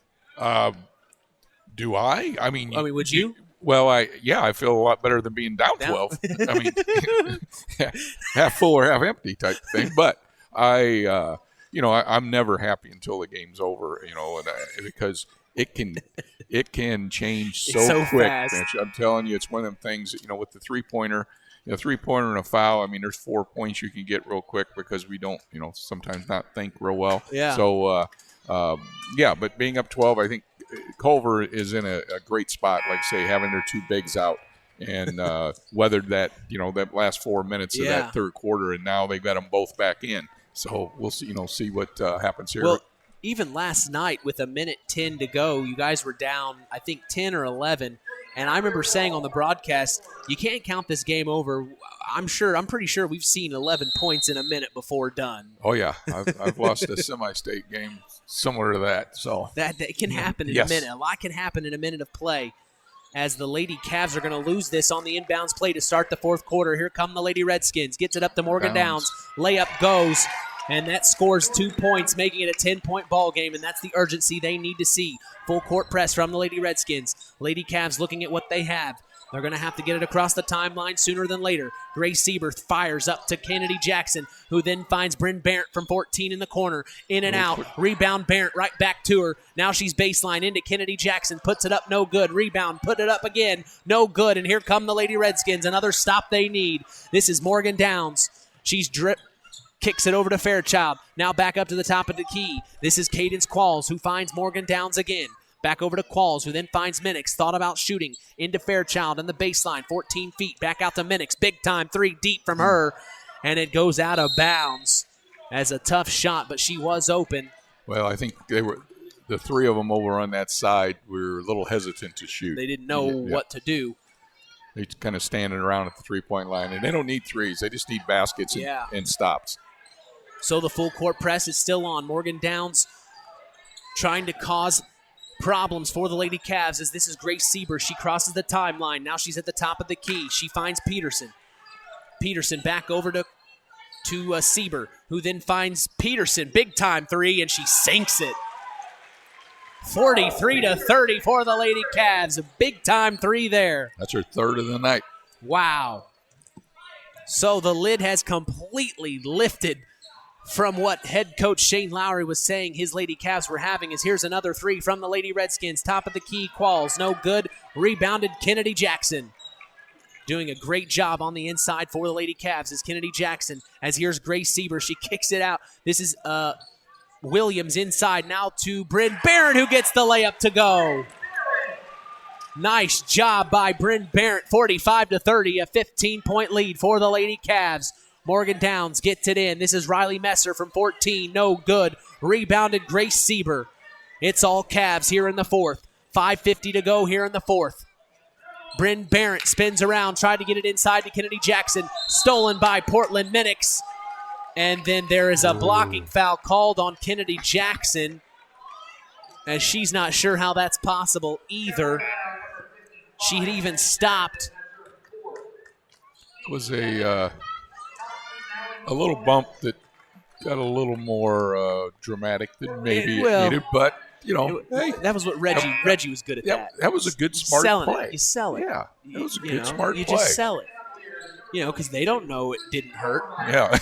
They don't know it didn't. It could hurt.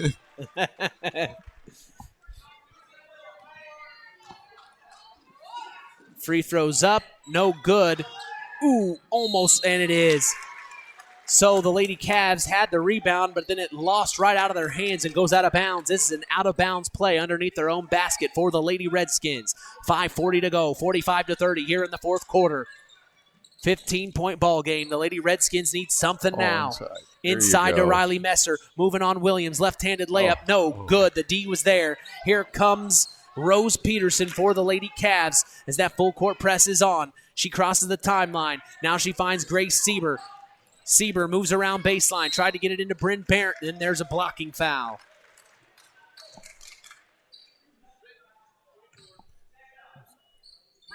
Portland. Her second foul of the night for Portland Minix there. Sideline inbound play for the Lady Cavs. Kicks it out to Grace Sieber. That's the wrong call. I don't know. I think you're allowed to straddle the half-court line, aren't you? You can. So she caught the ball from the inbounds play right at the half-court line where one foot was on one side of the court, the other foot was on the other side of the court, but they called it over and back.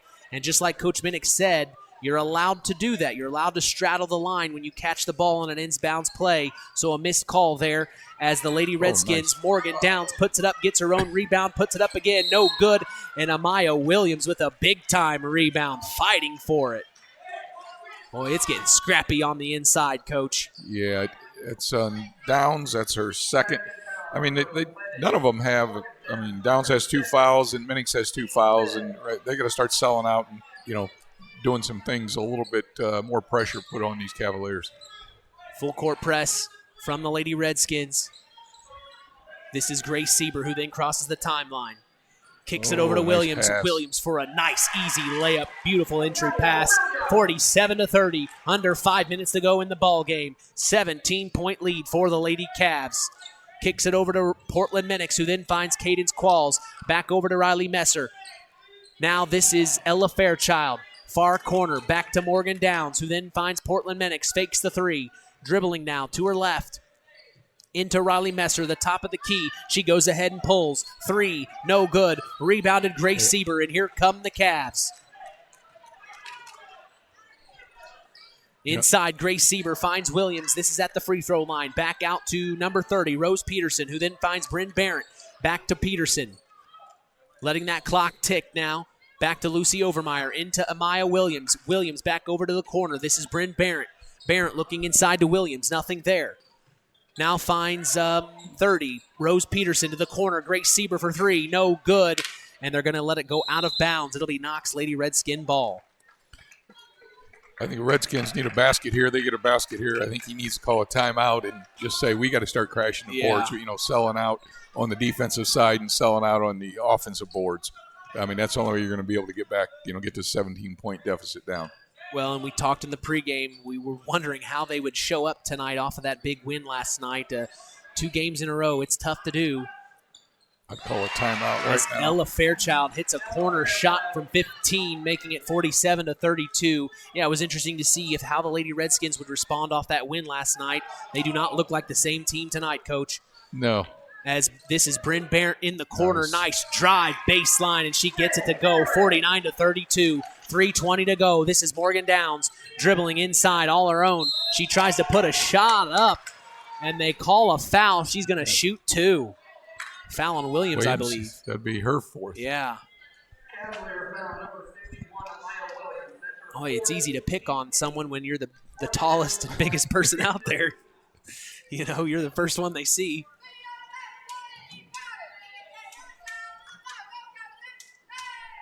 As Morgan Downs is going to sink the first one. Yeah, Maya Williams, 5'11", the tallest person on the floor, the tallest person by far on both teams tonight. She looks taller than 5'11". That's what I was going to say, even from up here. As she is going to check out, and checking in is Lucy Overmeyer. Missed the free throw, the second one, and here come the Lady Cavs as they cross the timeline. Tipped out of bounds by Morgan Downs, and it's going to stay here. Lady Cavs ball on the side, out of bounds play. Gets it in. This is Kennedy Jackson moving around. Nice spin from her and a left hand, no good. She gets her own rebound, puts it back up, gets fouled, but no good. She's pretty quick. She's quick and very agile. You can see why Grand Valley State would be interested in her just in shot put. You can tell she is an athlete. That is for sure.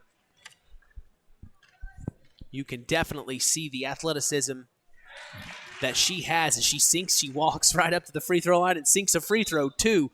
So another plus in my book. She can do it all. And she's going to throw a shot put. She didn't act like she's throwing a shot put there. No, she had nice finesse. Form. Yeah, great form. Puts the second one up, in and out. Looked good. Just a little too hard. Rebounded Lady Redskins. 3 minutes to go. It's 50-33. The Lady Cavs lead this one.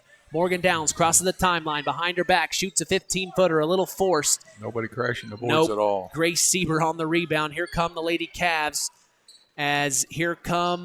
This is number 21, Kaylee Hamilton, who then finds Rose Peterson. Peterson inside to Bryn Barron. Another nice layup for her, and she gets it to go. 52-33, 2:30 to go in the fourth.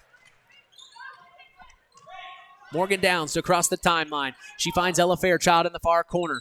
Almost thought about shooting it, but no. Kicks it back up to Portland Minix. Minix, deep three.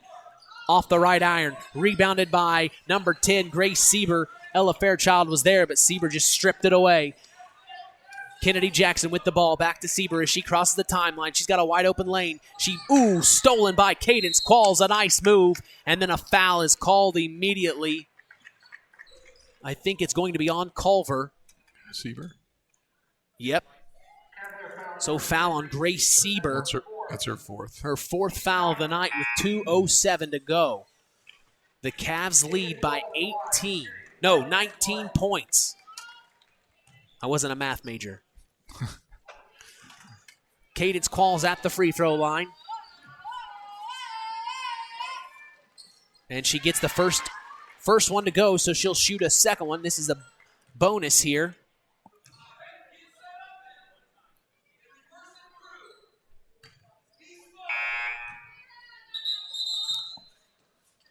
As it looks like Amaya Williams is going to check in now, and checking it out is Kaylee Hamilton.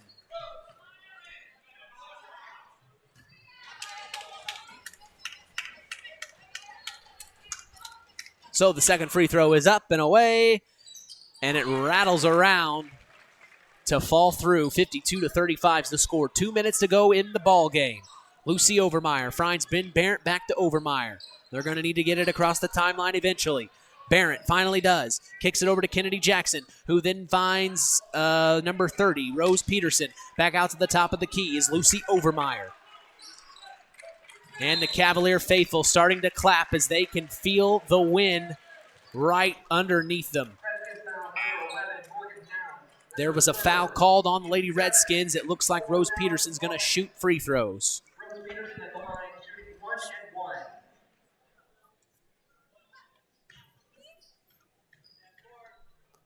So the first free throw is up, and it is good.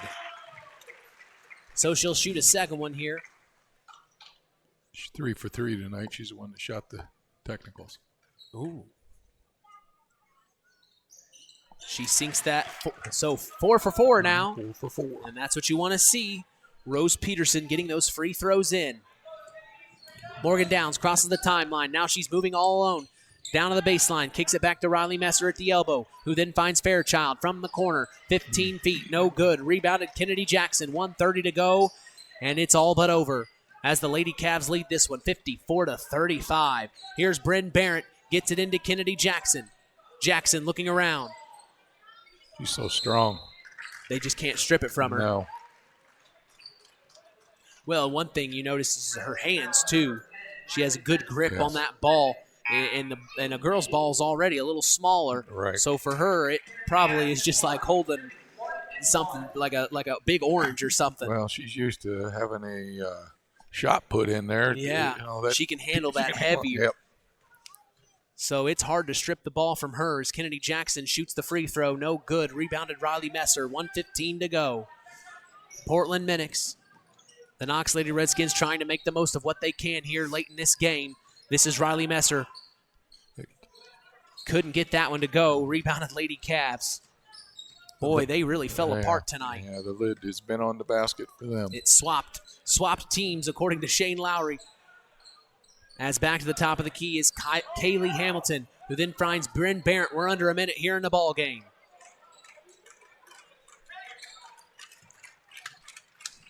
As you can hear the crowd here cheering on as they are going to dribble this one out. A little pressure from the Lady Redskins.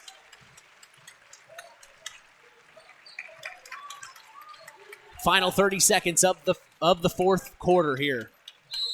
The first game of a double-double tonight we will be here for as the Lady Cavs are going to win this one. They call a foul, a reach-in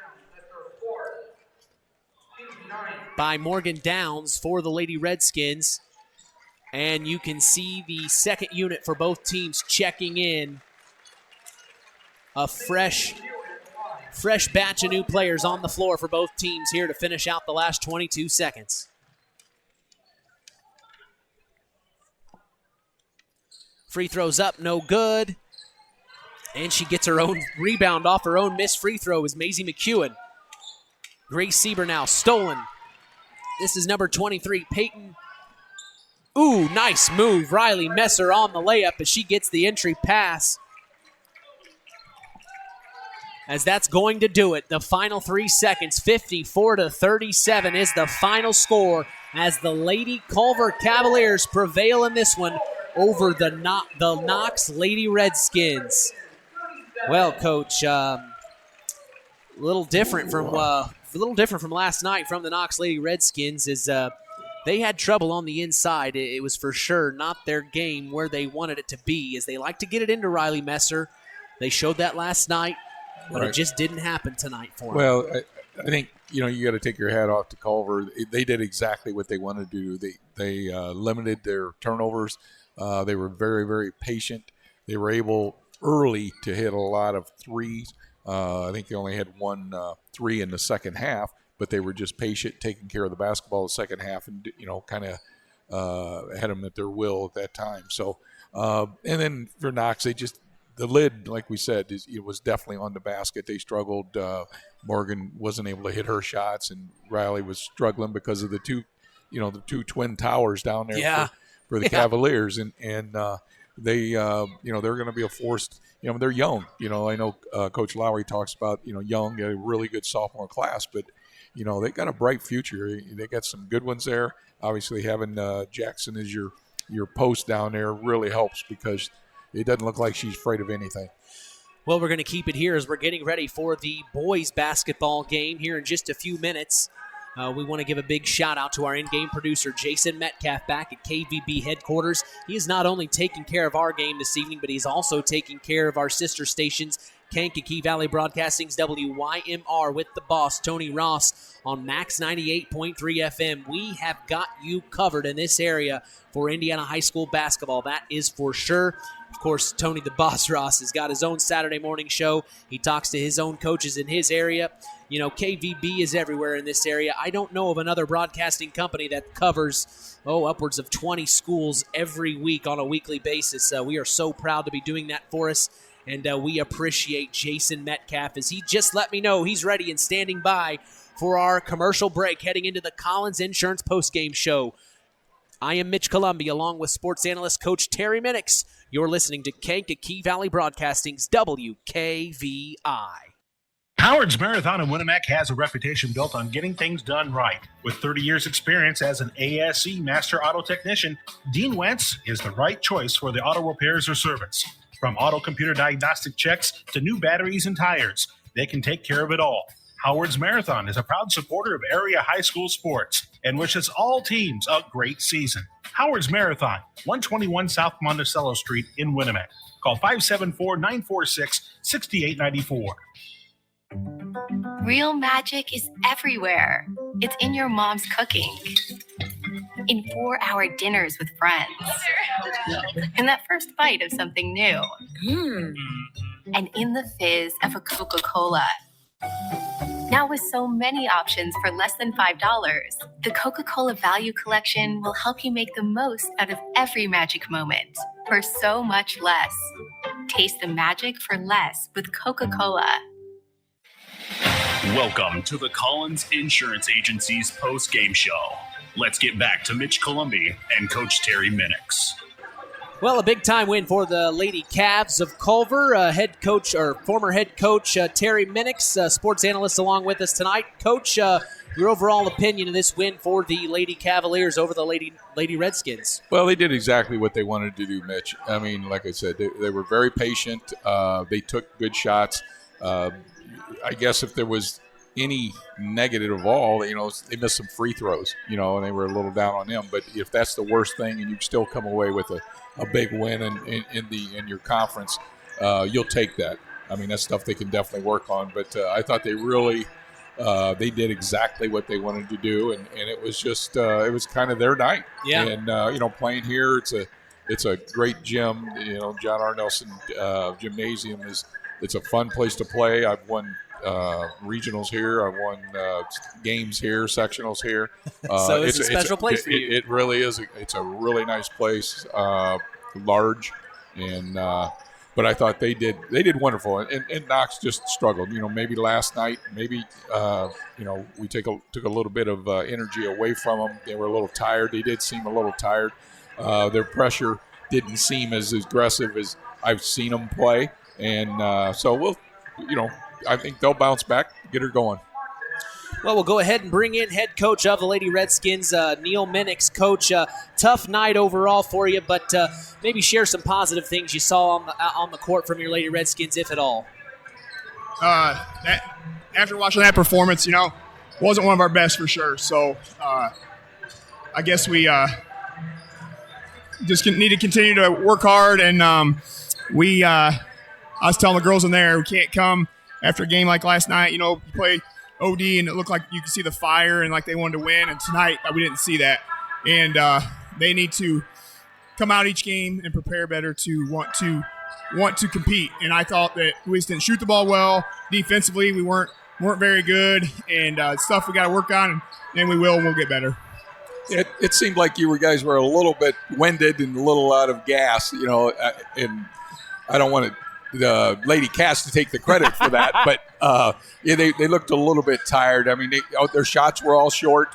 They were like 7 for 16 from the free throw line. I mean, the lid was on the basket for you tonight. I agree, and that the rotation wasn't great, and it just on offense and or defense, not taking anything away from them. They played well, and we just didn't respond like I wish we would have, and we showed spurts of it, and then we got it cut down to 8, and I thought, all right, here we go, and then just silly turnovers and things like that. But trying to improve every game out. That I told them that wasn't one of our better performances, and but it's just one game. Now we got to learn from it. We can't come out, against Caston next week, have a performance like that. We'll be sitting at the end of the game having the same feelings.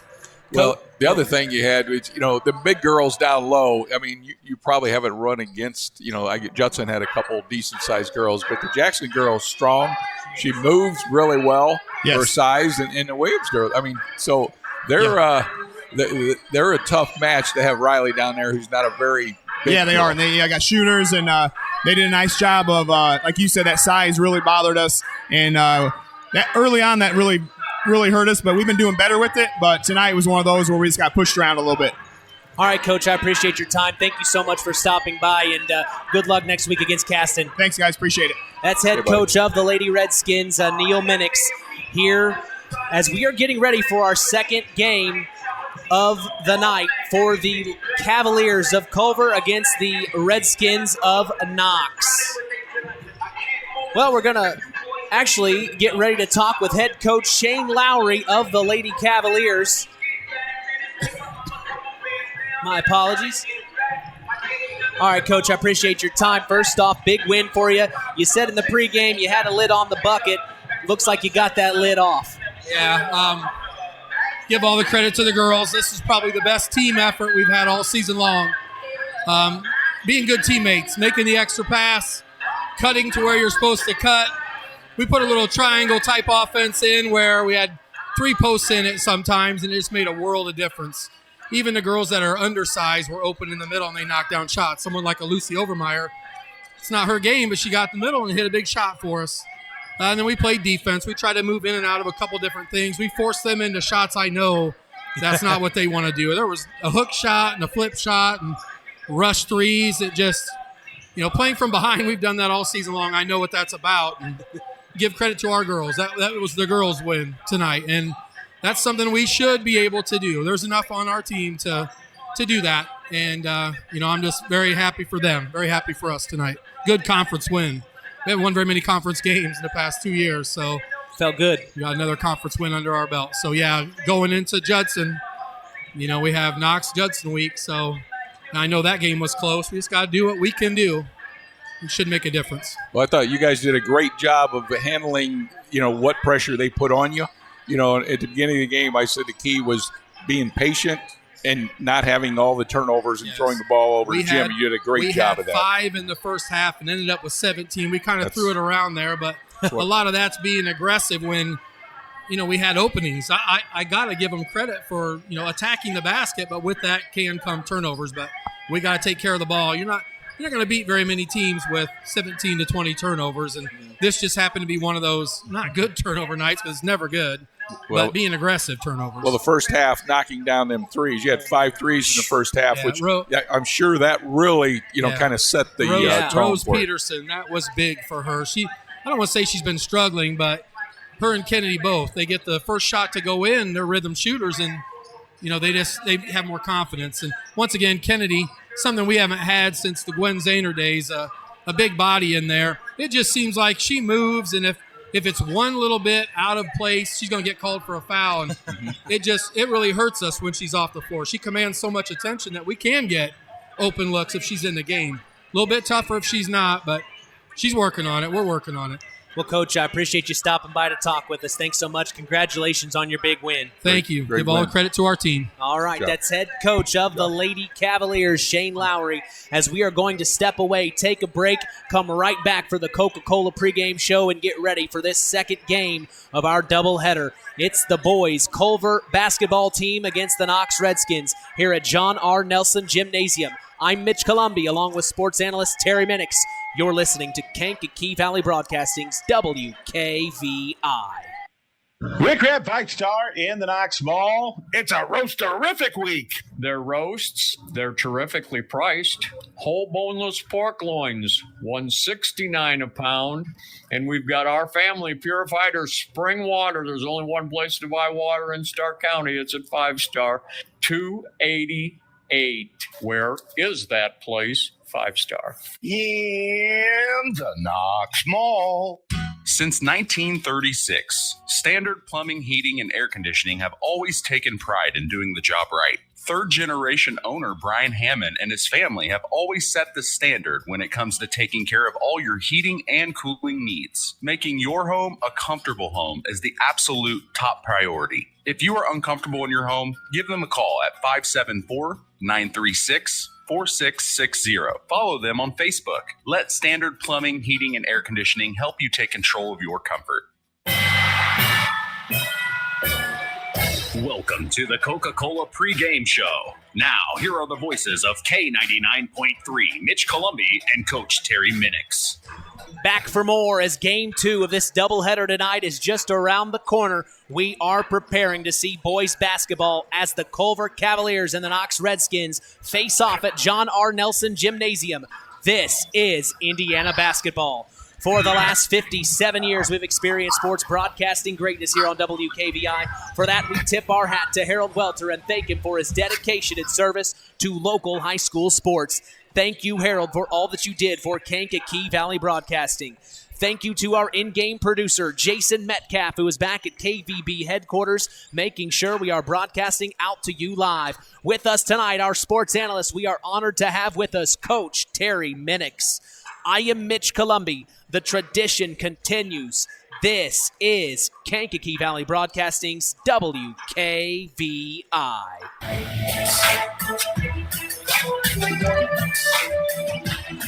And we welcome you to John R. Nelson Gymnasium in Culver, Indiana, 46511. This is Game 2 of tonight's doubleheader between the Culver Cavaliers and the Knox Redskins. Hello again, everybody. We get you ready for our 7th basketball broadcast of the season already. We are coming into this game blind as this is our first opportunity to see both of these programs' boys' teams.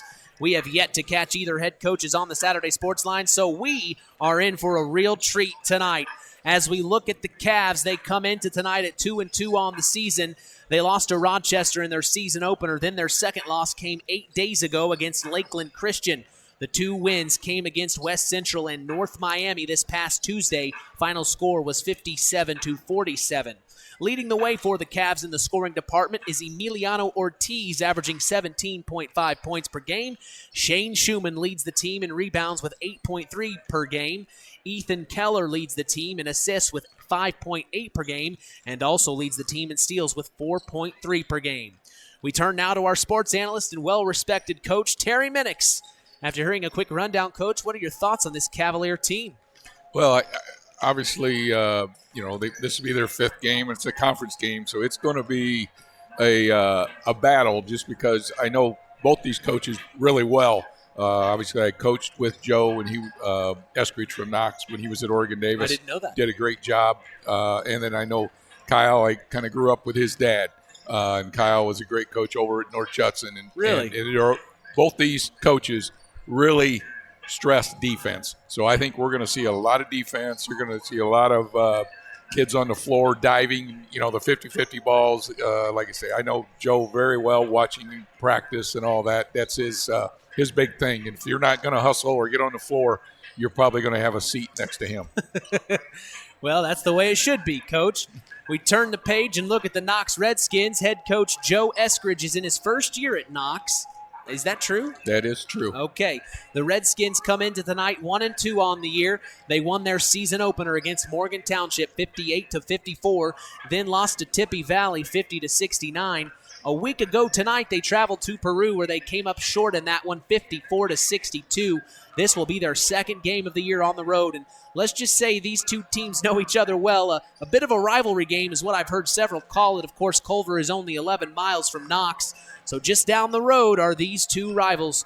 Coach, I know we are going off very little tonight since we haven't seen this Redskin team, but what is your early impression of these young men? Well, I tell you, Knox, they beat a really good team in Morgan Township the first game of the year, and then they played 2 really tough schools. I mean, when you're playing a Peru team, it is extremely good, and so we'll see what we get. I'm just excited because I really think we're going to see a lot of great defense. I mean, like I say, with these 2 coaches, it's going to be it's going to be fun.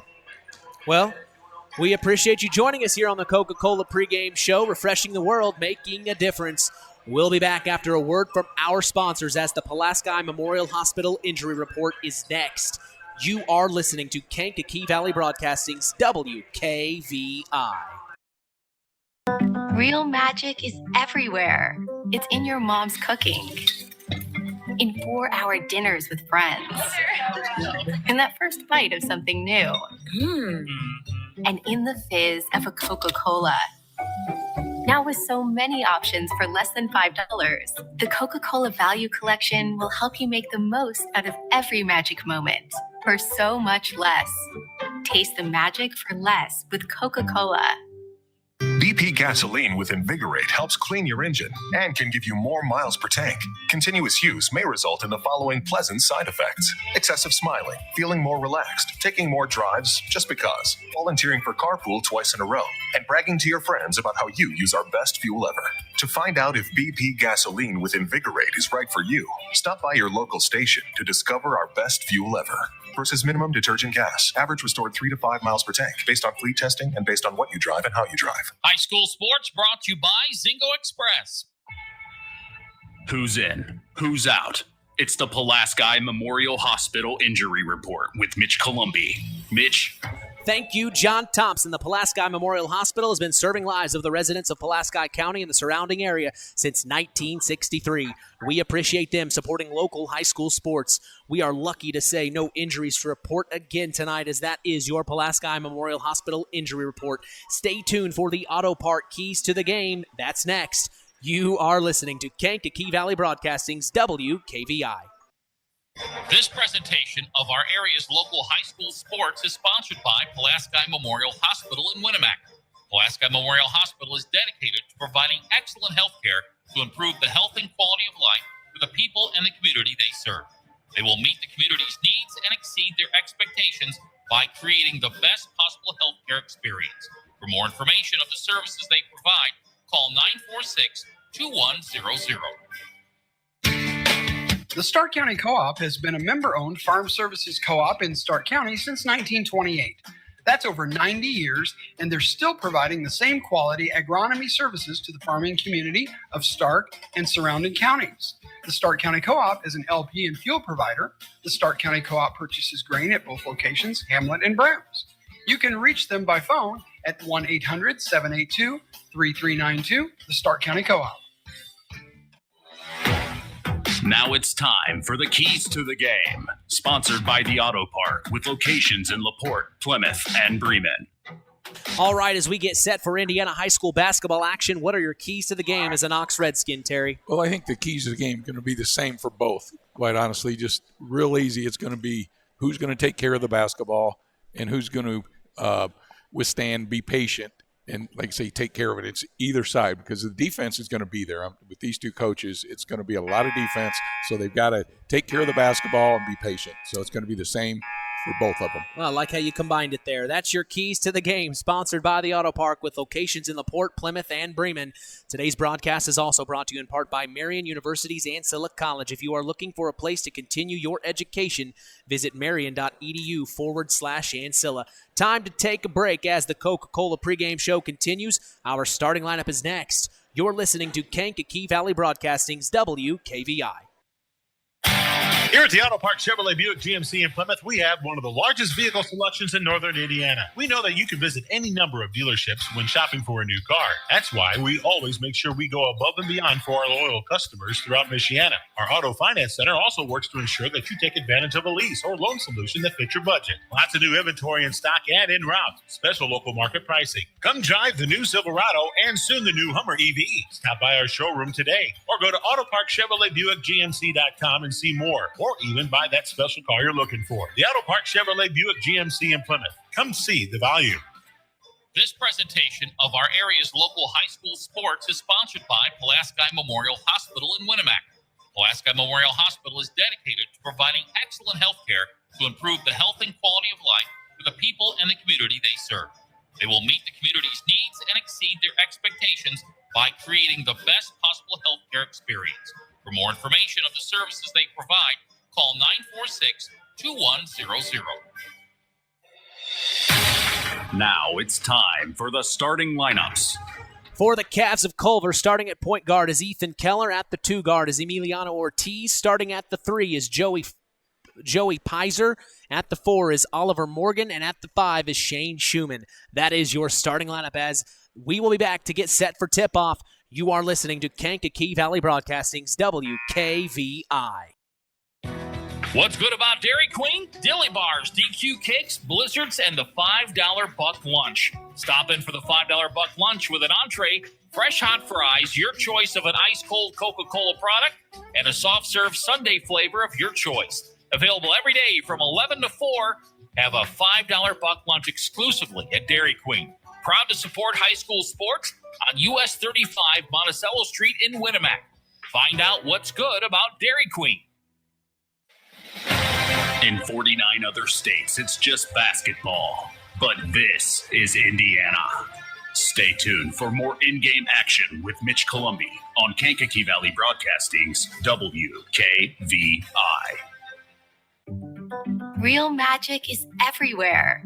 It's in your mom's cooking, in 4-hour dinners with friends, in that first bite of something new, and in the fizz of a Coca-Cola.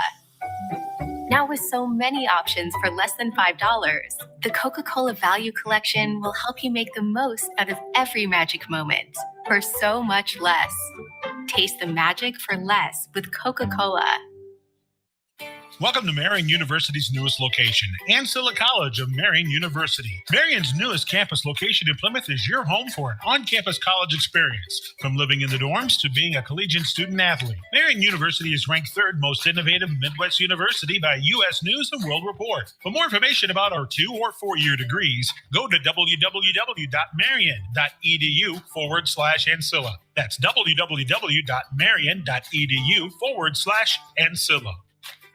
Culver's Portside Marina handles all water recreational needs. When it comes to pontoons, Godfrey leads the industry in performance and quality, and Portside Marina has it in stock. From sampan, aqua patio, and sweetwater pontoons, if you're looking for a family boat, Culver Portside Marina can help. Located at 514 West Mill Street in Culver. Stop in or call them at 842-5000. Culver Portside Marina. Kankakee Valley Broadcasting, bringing you Indiana high school basketball on 99.3 FM, The Valley.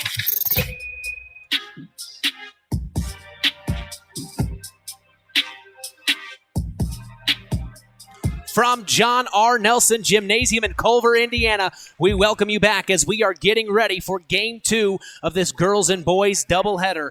I am Mitch Columbi. The tradition continues here on Kankakee Valley Broadcasting as WKVI will always be here. Well, here we are again, Coach, getting ready for another game. Second tonight. Have you had your fill of basketball yet? I love it. This is what I won't say I live for, but this I really enjoy. It's close to it. It's close to it. I like climate controlled. I love. Yep. And it's just basketball season. I watched it all day long, and here we are watching it tonight. So you got to watch some other broadcasters. Maybe you're taking notes, bringing your own little flair, little pizzazz to the broadcast. Maybe. Yeah, I want to start acting like Dickie V here. Yeah, baby. Prime time. Well, the PA announcer tonight at John R. Nelson Gymnasium is Paul Dunn. The clock operator is Trevor Weldon. The scorekeeper is Heidi Timmy. Our officials for this evening are Robert Meyer, Mark Lash, and Don Heischel. I hope I'm pronouncing that correctly. Two-time Indiana high school basketball champion as a coach, Terry Minix is with us tonight as our sports analyst. I'm Mitch Columbi, proud to be doing the play-by-play as we are set for boys basketball action here in Culver, Indiana. Tonight's tip-off will be brought to you by Web Printing and JT Shirt Shack in Winamac. We also appreciate them sponsoring our Tyler Roth WKVI Athlete of the Week, given out every Saturday on the Saturday Sports Line, the longest-running high school sports show in Indiana, thanks to Harold Welter. Every morning, join Rich Wallen on the WKVI Morning Show, Monday through Friday, 5 a.m. to 9 a.m. Central, right here on Kankakee Valley Broadcasting's WKVI. And we also remind you this Thursday, KVB's WKVI sports schedule takes us to the Nest in North Judson, where the Lady Blue Jays host the Lady Cavs of Culver. Join myself and sports analyst Coach Terry Minix right here at 7:30 p.m. Central on the Valley's #1, Kankakee Valley Broadcasting, WKVI. That's this Thursday. So we didn't get a starting lineup for the Knox Redskins, but as we look out onto the court, I definitely see some names I already know, as the tip will be between number 33, Declan Austin, and number 11, Joey Pizer. Or Pizer, I hope I'm pronouncing that correctly, as it goes out of bounds off the start of the game. It'll be Culver Cavs ball here on the sidelines, inbounds play. This is number 4, Ethan Keller, the senior, standing at 5'11". Over to the top of the key now is Emiliano Ortiz, inside to Shane Schumann, working inside. That big body gets a 2-point up, but no good. Foul called on number 33, Declan Austin. It says he's listed at 6'7", Coach. Well, there's some size out there. It's a little bit different than the girls' game earlier. A little bit. Yeah, 6'7", my goodness. As Shane Schumann's first free throw is up, away, and good. And that's the first points of the ball game as the Culver Cavs lead 1-0 now. Schumann for the second free throw of the night. Gets that one to go as well, so he can shoot. That's good to know. Here comes number 3, Owen Binkley. Finds Rowan Jordan. Jordan back to Binkley for 3. Big time shot. And it hits the top of the backboard. It'll go out of bounds. Cavs ball. Not sure if Joe wanted that quick a shot that time. So we'll see what happens here as Ethan Keller is going to bring this across the timeline. Dribbling between his legs. He finds Emiliano Ortiz inside to Schumann. Schumann trying to make that move. Nice post move from him. He gets a hook shot to go with the right hand. All 4 points to Shane Schumann and the Cavs. Here come the Redskins. Gets it up to number 12. That's Cohen Watson. Stolen. Here comes Ortiz on the fast break opportunity. Nice hesitation, and he puts the layup in. 6-0. 7 minutes to go in the first. It's a fast-paced ball game. Stolen by the Cavs on a pass down the sideline. Here come the Cavs. This is Ethan Keller now to bring it across the timeline. A lot has happened in the last 30 seconds. Keller trapped. Picks his dribble up at the top of the key. Kicks it over to Ortiz. Ortiz. Ooh, nice move, baseline, dribbles inside, and a beautiful play by Emiliano Ortiz, 8-0. The Cavs lead as they are in a zone defense, and Ethan Keller is clapping his hands, very happy with their start, as Joe Eskridge is going to call a timeout for his Knox Redskins. It's not the start that Joe wanted. I tell you what, they're running and jumping. Culver's running and jumping, getting a trap. They've gotten 2 turnovers the first 2 times down the floor. So Joe had to try to call that timeout, calm them down a little bit, say, hey, it's early. I mean, they're up 8. Well, let's just do the things that we're supposed to be doing and take care of the basketball. So a good timeout by Joe Eskridge as it was a fast 8 points by the Cavaliers. Yeah, they got up. They're getting up and down the floor really, really well. So for the Redskins, we see Declan Austin, Alex Wackel, Rowan Jordan, Cohen Watson, and Owen Binkley out there. This is number 14, Rowan Jordan. Jordan finds Binkley, kicks it over to Watson. Watson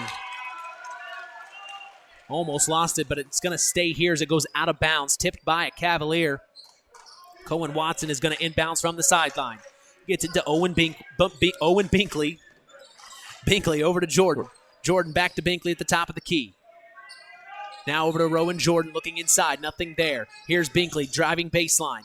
Tried to get it into Wackel. Nothing there. And here comes Ethan Keller for the Cavs. Crosses the timeline. Finds it into the corner. Now down low to Shane Schumann. Dribbling. Spin move. Nice. Ooh, and they called him on travel. But, boy, Coach, I'm excited to see some post play tonight. Well, I think we know what the Culver's trying to do. Obviously, the ball's going to go inside to Schumann each time. So Binkley crosses the timeline, kicks it over to Rowan Jordan. Fake, now inside to number 33. That's Declan Austin, who finds Cohen Watson for a 3. Wow. Blocked. Rebounded Emiliano Ortiz, and here come the Cavs. It's Ethan Keller to cross the timeline.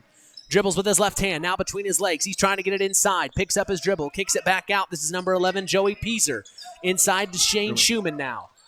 Schumann, 2 of them on him. He gets blocked by Austin, And here come the Cavs steal it immediately. Emiliano Ortiz to pick it up, and here comes Ethan Keller to cross the timeline.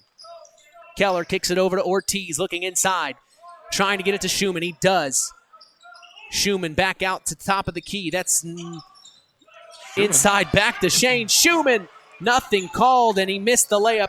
8-0 is still the score. The Cavs lead, and here's Cohen Watson. Kicks it back over to Binkley, who then finds number 14, Rowan Jordan. Jordan back to Binkley, top of the key, back over to Jordan. Jordan to Declan Austin in the far corner, who kicks it back out. Owen Binkley to the top of the key. Now to Cohen Watson, inside to Alex Wackel. Wackel trapped, moves out of the trap. Nice move. He's stuck in the corner. He picked his dribble up, not good. Here he's trying to get it inside to Declan Austin. Now back out to Binkley. Binkley behind his back, looking fancy. Now kicks it over to Rowan Jordan, back to Binkley. Good defense from the Cavs as you hear the Cavalier faithful clapping. Inside to Austin. Stolen, and here come the Cavs again.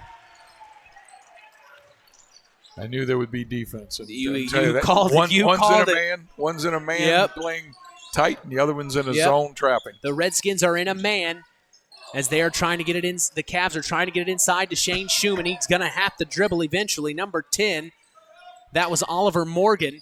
Here's Shane Schumann, spin, baseline, tried to get it around, and it's stolen by Alex Wackel. Here come the Redskins. This is Owen Binkley. Found some space, kicks it back over to Wackel, top of the key. Thought about shooting it, no. Thinks twice, goes ahead and shoots on the third thought, no good. Tried to get a rebound, was Cohen Watson, and the Cavs come up with it.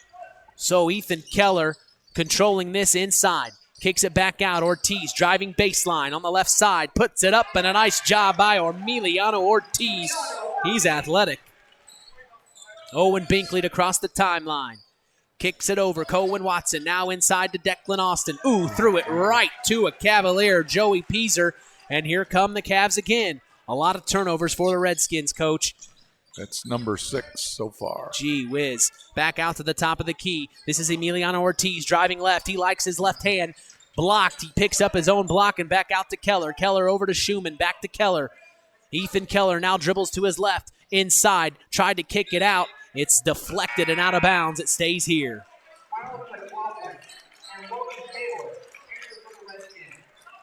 So checking in Mason Herbert and Miles McLaughlin. Herbert of the Cavs, McLaughlin of the Redskins. McLaughlin, that freshman. As they kick it out to the corner to Mason Herbert, who then finds Ortiz, top of the key. Finds Keller. Back over to Herbert. Herbert trying to make the move, and a reaching foul's called by number 24, Logan Taylor of the Knox Redskins. This is his first, team second.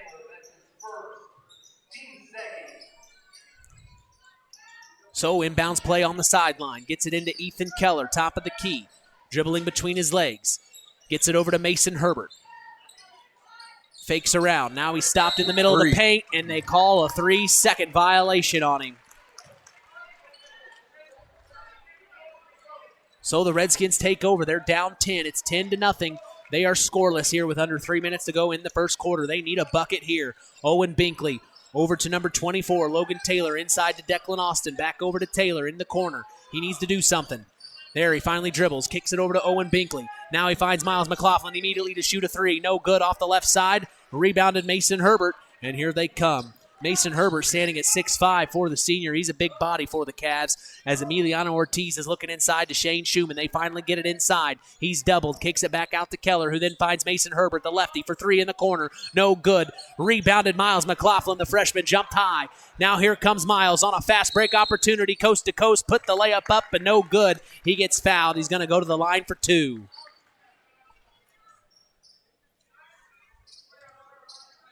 You may remember number 11. Pizer, that's how you say it. Thanks to Paul Dunn, the PA announcer here at John R. Nelson Gymnasium. As the first free throw from Miles McLaughlin is good. You may remember that name. He broke 3 Knox football records in his freshman year. Yeah, he's incredible. He is incredible for sure, as he's getting valuable minutes as a freshman here in varsity basketball action as well. He sinks both free throws. Mom would be happy. 10-2, 2 minutes to go here in the first. Kicks it over to Ortiz. This is Emiliano. takes the pick from Schumann, who finds Keller in the corner. Now he moves inside. Oh, a little nice ball moving over to Mason Herbert for a three. His second attempt of the night, no good. Here comes Owen Binkley to cross the timeline. Moving it inside. He shoots from 14, the elbow, no good. Rebound Shane Schumann. Here come the Cavs. Keller kicks it up to Ortiz. Ortiz dribbling baseline. Now back out to Schumann, who finds Keller, top of the key. Mason Herbert now moves. Another reaching call. Because it's kind of hard to guard a 6'5" body like that who can move on the outside. Almost like a swing man is what Mason Herbert, I would categorize him as. That's the second foul on Logan. As Mason Herbert's at the top of the key, trying to move around. Kicks it back out. That is number 11, Joey Pizer. Pizer into Shane Schumann for the turnaround post move. No good as he's fighting, but he can't get it to go. Rebound, Declan Austin.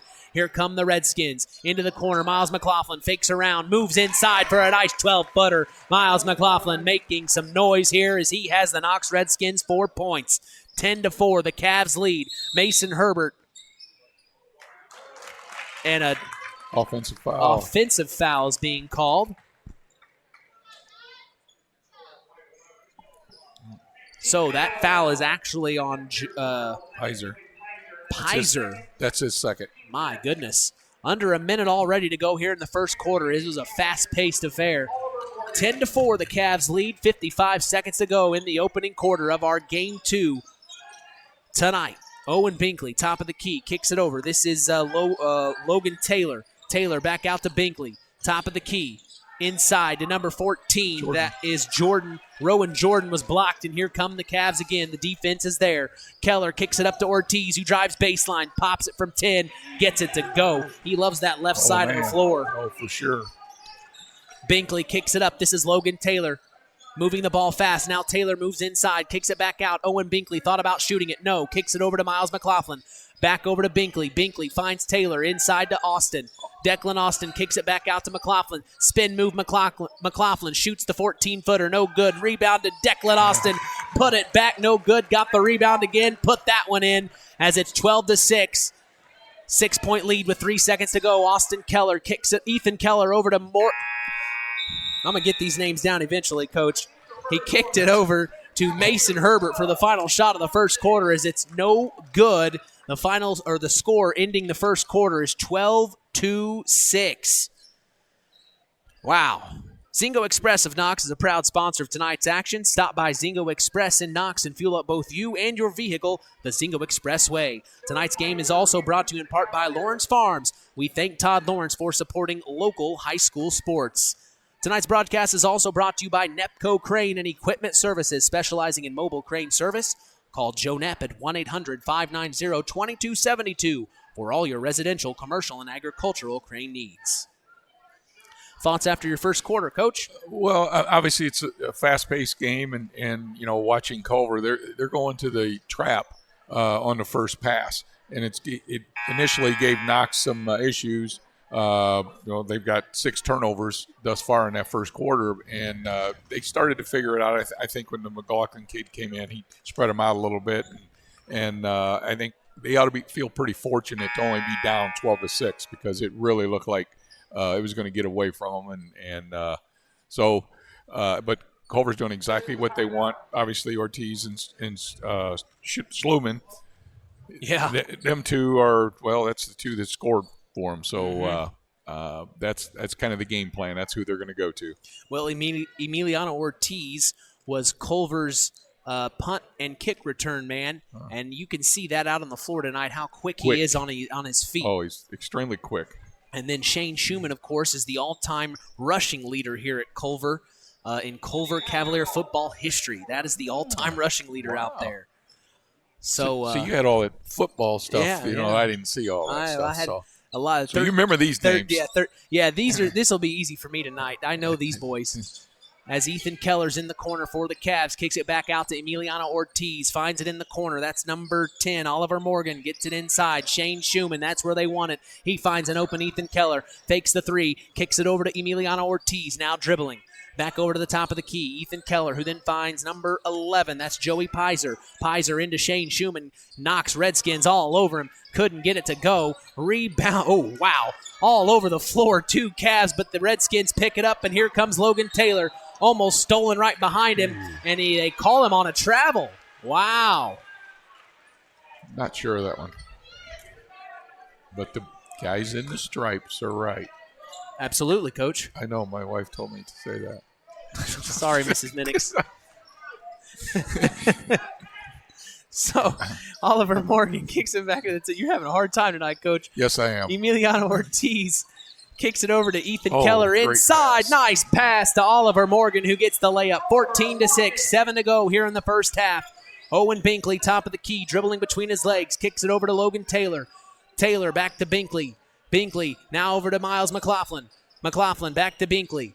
Now over to Logan Taylor. Taylor looking inside, finds a flashing McLaughlin who gets the nice 10-footer. Boy, he looks good. I'll tell you, I don't, you know how Harold would say it? He's kind of unbelievable. Unbelievable. For a freshman, he's unbelievable. What an athlete. Shout out to Harold Welter as Shane Schumann's down on the block, tried to get a post move to go. No, and they call a foul. They called it offensive. No.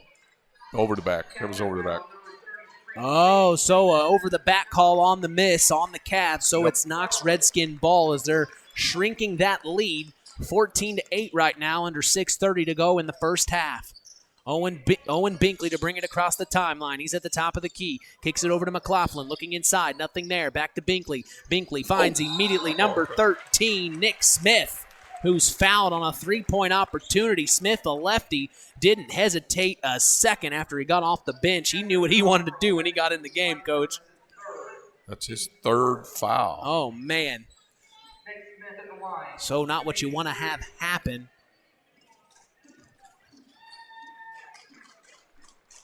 First free throw is up and no good from Nick Smith. The junior standing at 5'10". Shoots the second free throw up, and it is good. So, second of 3 is good. So, checking in is David Height for the Culver Cavaliers. As the third free throw is up and no good. That was our first 3-point free throw attempt this season we've watched. Easy for you to say. Yeah, that was hard for me to get. Did you get what I was saying? You understood. Emiliano Ortiz kicks it over to the corner. This is number 10, Oliver Morgan. He then finds David Height. Height then to Mason Herbert. Herbert dribbling inside. Travel. And a travel is called. He didn't like that one. Yeah, there's a lot of tongue twisters throughout each game we do. So Owen Binkley to bring it up. He kicks over to Nick Smith, fakes the 3, finds inside. That's number 14, Rowan Jordan. Now inside to Miles McLaughlin, who's having a heck of a game tonight. Miles McLaughlin standing at 5'8", one of the shorter guys on the Knox Redskins team, and he's providing all the points. What can't he do?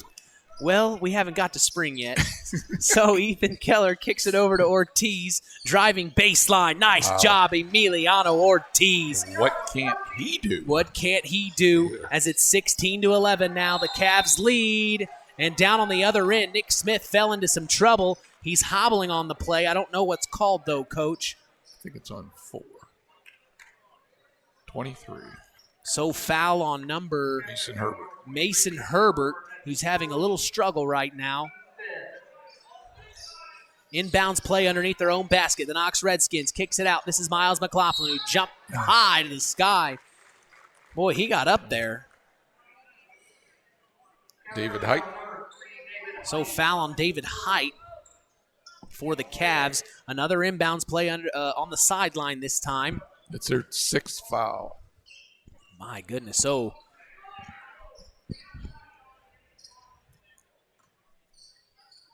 So 6 fast fouls in the first half for the Cavs as the Redskins inbound on the sideline. They kick it into Declan Austin, back to Nick Smith. 3 from Owen Binkley, top of the key, splash. 19-14, 5 minutes to go. Or 16-14, excuse me. Mason Herbert in the far corner for the Cavs. Kicks it back up to Ethan Keller. Looking inside. Nothing there. Kicks it over to Emiliano Ortiz. Dribbling with his left hand. That's where he likes it. He drives baseline inside the oh my goodness. And he gets called for a foul on the floor. He's going to give that to McLaughlin. Yep. So his first of the night for Miles. As he's doing a good job on David Height right now.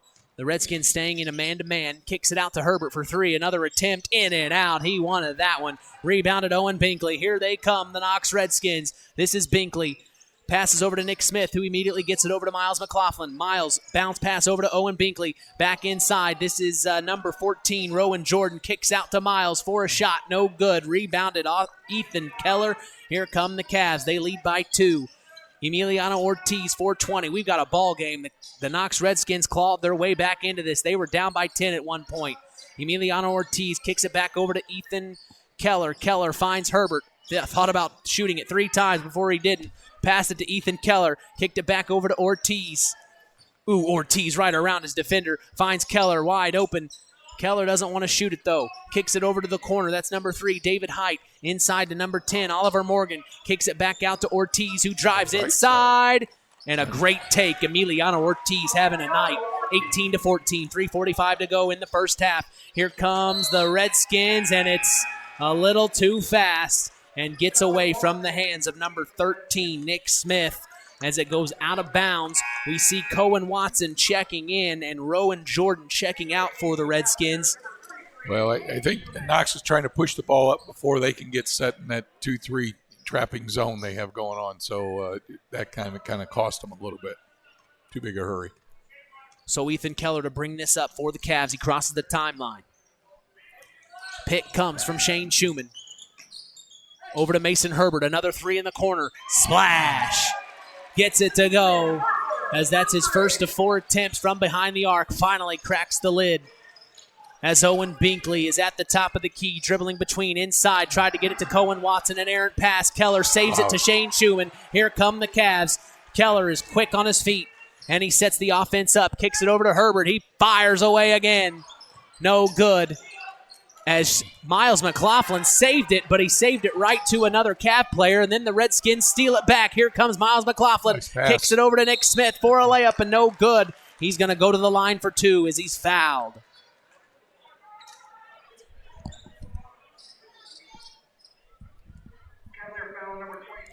Mason Herbert, second. So Mason Herbert's his second of the night, as this will be Nick Smith to shoot 2 from the line.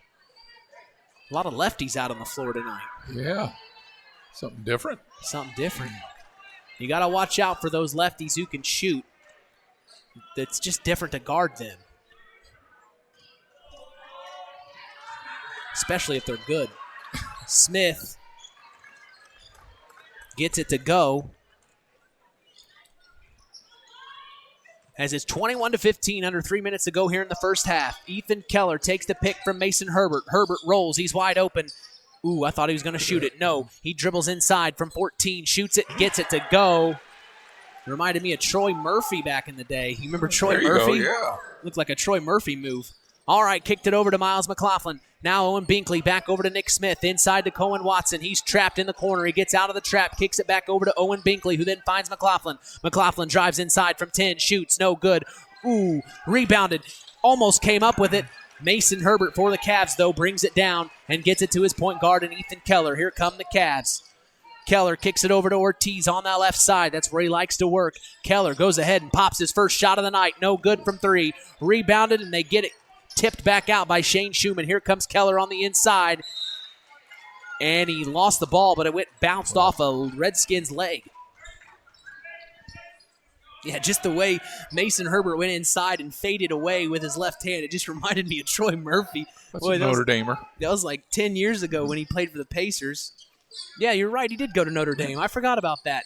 And there's Mason Herbert for another big-time 3 at the top of the key. Speak of the devil. Here come the Knox Redskins, 26-15. Binkley from 3, no good. Rebounded Keller, under 2 minutes to go. They opened that lead back up to 11. As the Redskins had it within 2, just a few moments ago, Coach. Herbert back over to Keller, who then finds Ortiz looking inside. Nothing there. Back over to Herbert. He pops it again. And a little overzealous on that one. But when you've got the green light like that, I had a coach one time, I missed like 3 or 4 in a row, and he said, don't get upset, you just keep shooting. Just keep shooting. He goes, if we don't want you to shoot, you'll be on the bench. That's right. So when you got the green light like that, you got to stay confident, as Mason Herbert missed that one wide, but here come the Redskins. Watson kicks it back to McLaughlin, back over to Smith. Smith back to McLaughlin, who finds Cohen Watson. My apologies. Watson now dribbles, gets it over to McLaughlin, who finds Binkley. Owen Binkley with the ball at the top of the key. Ethan Keller on him. The Cavs stayed in that zone for most of this half. Kicks it back to Binkley. Binkley moves around his defender. He's calling a foul. One's calling a foul, and one's calling travel. See who wins. So they are calling it a foul. Number 4. So Ethan Keller with the foul. This puts Owen Binkley at the line, shooting a 1-and-1 here. Is this called a bonus or double bonus? What do you call this? A bonus. They're just in the bonus, right? They're in the bonus. And then there's a double bonus at 10. At 10, that's right. Thank you. I'm not ashamed to ask. First free throw's up and no good. Rebounded Ortiz. And here comes Ethan Keller. Final minute of this first half, 26-15. The Cavs have been in control. The Redskins made a run, but the Cavs turned it back on, making this a 9-point ball game, as it looks like they're going to hold this for the final shot of the first half. Ethan Keller moves and finds Mason Herbert in the corner. Back over to Ethan Keller. Keller now moving on his man inside. Ooh, nice fake. Gets it to Shane Schumann, who missed it, but there's a foul on the play, as Shane Schumann's going to shoot 2 here.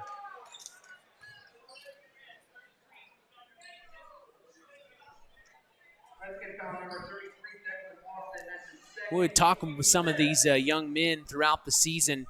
The Building Trades program provides these boys to actually have classes together. So a lot of the Culver Cavaliers, the Knox Redskins, and the North Judson San Pierre Blue Jays have classes together, and they talk trash, they said, throughout the week when they're getting ready to play each other. I'm sure. So it's funny, these guys know each other outside of sports more than we know, as Shane Schumann sinks the second free throw, missed the first one, 27-15, under 20 seconds to go here in the first half. This is Nick Smith. Back over to Owen Binkley, who finds Cohen Watson. Watson back to Binkley. Binkley, top of the key to Watson. Watson looking inside. That's number 44. Caleb Schwant turns around. Shot no good. Rebound Cavs. Final 5 seconds of the half. This is Ethan Keller dribbling. Kicks it over to Mason Herbert. He's got to get it off. And it was too late. The defense was there for the Knox Redskins. Into the first half, 27-15. The Culver Cavs lead this one. We are going to take a break and come back for the Standard Plumbing, Heating, and Air Conditioning halftime show. With Coach Terry Minix, I'm Mitch Columbi. You're listening to Kankakee Valley Broadcasting's WKBI. On the way home from the game, a deer jumps in front of your truck. And now you've got to get that truck repaired. Make it easy on yourself. Take it to Mark's Body Shop. Mark's has done expert auto body service since 1998 and will work with you and your insurance provider for collision repair, custom body paint, and insurance work. And all work guaranteed by owner Mark Shell. Mark's Body Shop, proud to support high school sports. 772-7003. At First Farmers Bank and Trust, we've been serving family farms for over 130 years. We've seen our customers succeed in good times, pull through in tough times, and we've learned some lessons along the way. So we appreciate the customers we have today by finding the solutions they'll be looking for tomorrow. Are you ready to talk about your farm operation? Stop by a branch or visit us online at ffbt.com. First Farmers Bank and Trust, Equal Opportunity Lender, member FDIC. When you grow up on the land, you have an appreciation for it. When you grow up and work on a family farm, on land that is shared by members of a family, all working together as a team, that appreciation grows even more. They know what it's like to work as a team to get the job done. At Lawrence Farms of Knox, Todd and Josh Lawrence and family support the local high school teams and wish them success all through the season. In 49 other states, it's just basketball. But this is Indiana. Stay tuned for more in-game action with Mitch Columbi on Kankakee Valley Broadcasting's WKVI. BP gasoline with Invigorate helps clean your engine and can give you more miles per tank. Continuous use may result in the following pleasant side effects: excessive smiling, feeling more relaxed, taking more drives just because, volunteering for carpool twice in a row, and bragging to your friends about how you use our best fuel ever. To find out if BP gasoline with Invigorate is right for you, stop by your local station to discover our best fuel ever. Versus minimum detergent gas. Average restored 3 to 5 miles per tank, based on fleet testing and based on what you drive and how you drive. High school sports brought to you by Zingo Express. Rick Crab Fight Star in the Knox Mall. It's a roast-terrific week. They're roasts, they're terrifically priced. I think we could call that a roast-terrific sale, Tony. USDA Choice Boneless Chuck Roast, $2.99 a pound. USDA Choice Boneless Rolled Rump Roast. Sounds like a repeat. By gosh, it is. $2.99 a pound. Where is that 5-star? In the Knox Mall. Welcome to Marion University's newest location, Ancilla College of Marion University. Marion's newest campus location in Plymouth is your home for an on-campus college experience. From living in the dorms to being a collegiate student-athlete, Marion University is ranked 3rd most innovative Midwest university by U.S. News and World Report. For more information about our 2- or 4-year degrees, go to www.marion.edu/Ancilla. That's www.marion.edu/Ancilla. Welcome to the Standard Plumbing, Heating, and Air Conditioning Halftime Show on K99.3 FM. Here's Mitch Columbi. Back for more at John R. Nelson Gymnasium here in Culver, Indiana, along with my partner, Coach Terry Minnick, sports analyst. Well, what'd you think of that first half? A lot of back and forth action, Coach. Yeah, a lot of great defense. The two things, I guess the biggest thing I saw, there was a game of runs, and you say that over and over as a coach. It was 10-0. Knox came back, cut it to 2, and then now it's 27-15. Yeah. So it really was a game of runs there, and I thought Culver intensity was a lot higher than what Knox's was. So I think Coach Eskridge will probably get them going here the second half, try to, kind of turn it up. Mm-hmm. And, that's all they got to do. Just, get things running. They did a nice job pushing the ball up. I thought when Miles come in, he gave him that little extra step of getting up and down the floor a little bit before Culver was able to set up the run and jump 2-3 zone that they're in. Yeah. And because that was giving them all kinds of problems inside. They couldn't get the ball inside, and they weren't knocking down the threes, so it just become, problematic. Well, it looks like this game, we had a 10-point lead at one time, and then it shrank to 2 points. So right now, even though the Cavs have a 12-point lead, I'm not ready to say that this game is in hand because the Knox Redskins showed us that they can score pretty quickly. Oh, most definitely. And it's all going to be because of the defense. You saw in that first half, I can't tell you how many times, probably 5 or 6 times that Culver guys were on the floor. They were the first ones on the floor. And what they say, the first one on the floor usually has it. Mm-hmm. And that's just, I told you, these two coaches, it's about defense. And I really think that Kyle Evans, Coach Evans, that's the big thing that he wants. Obviously he's got some great shooters, and having Schumann inside is great, but he's got some kids can knock it down. And then obviously the Ortiz kid, he's strong going left and right, but predominantly he's going to his left. Well, we're going to continue our talks here on the Standard Plumbing, Heating, and Air Conditioning Halftime Show. But first, a word from our sponsors. You're listening to Kankakee Valley Broadcasting's WKVI. Since 1936, Standard Plumbing, Heating, and Air Conditioning have always taken pride in doing the job right. Third-generation owner Brian Hammond and his family have always set the standard when it comes to taking care of all your heating and cooling needs. Making your home a comfortable home is the absolute top priority. If you are uncomfortable in your home, give them a call at 574-936 4660. Follow them on Facebook. Let Standard Plumbing, Heating, and Air Conditioning help you take control of your comfort. Collins Insurance Agency in Knox has done it again. They have earned the distinction of preferred agency partner from the Western Reserve Insurance Company. Can't touch this. So what does that mean for you? Collins Insurance Agency provides themselves of taking care of its community. That means providing the best insurance that keeps you and your family safe in a time of need.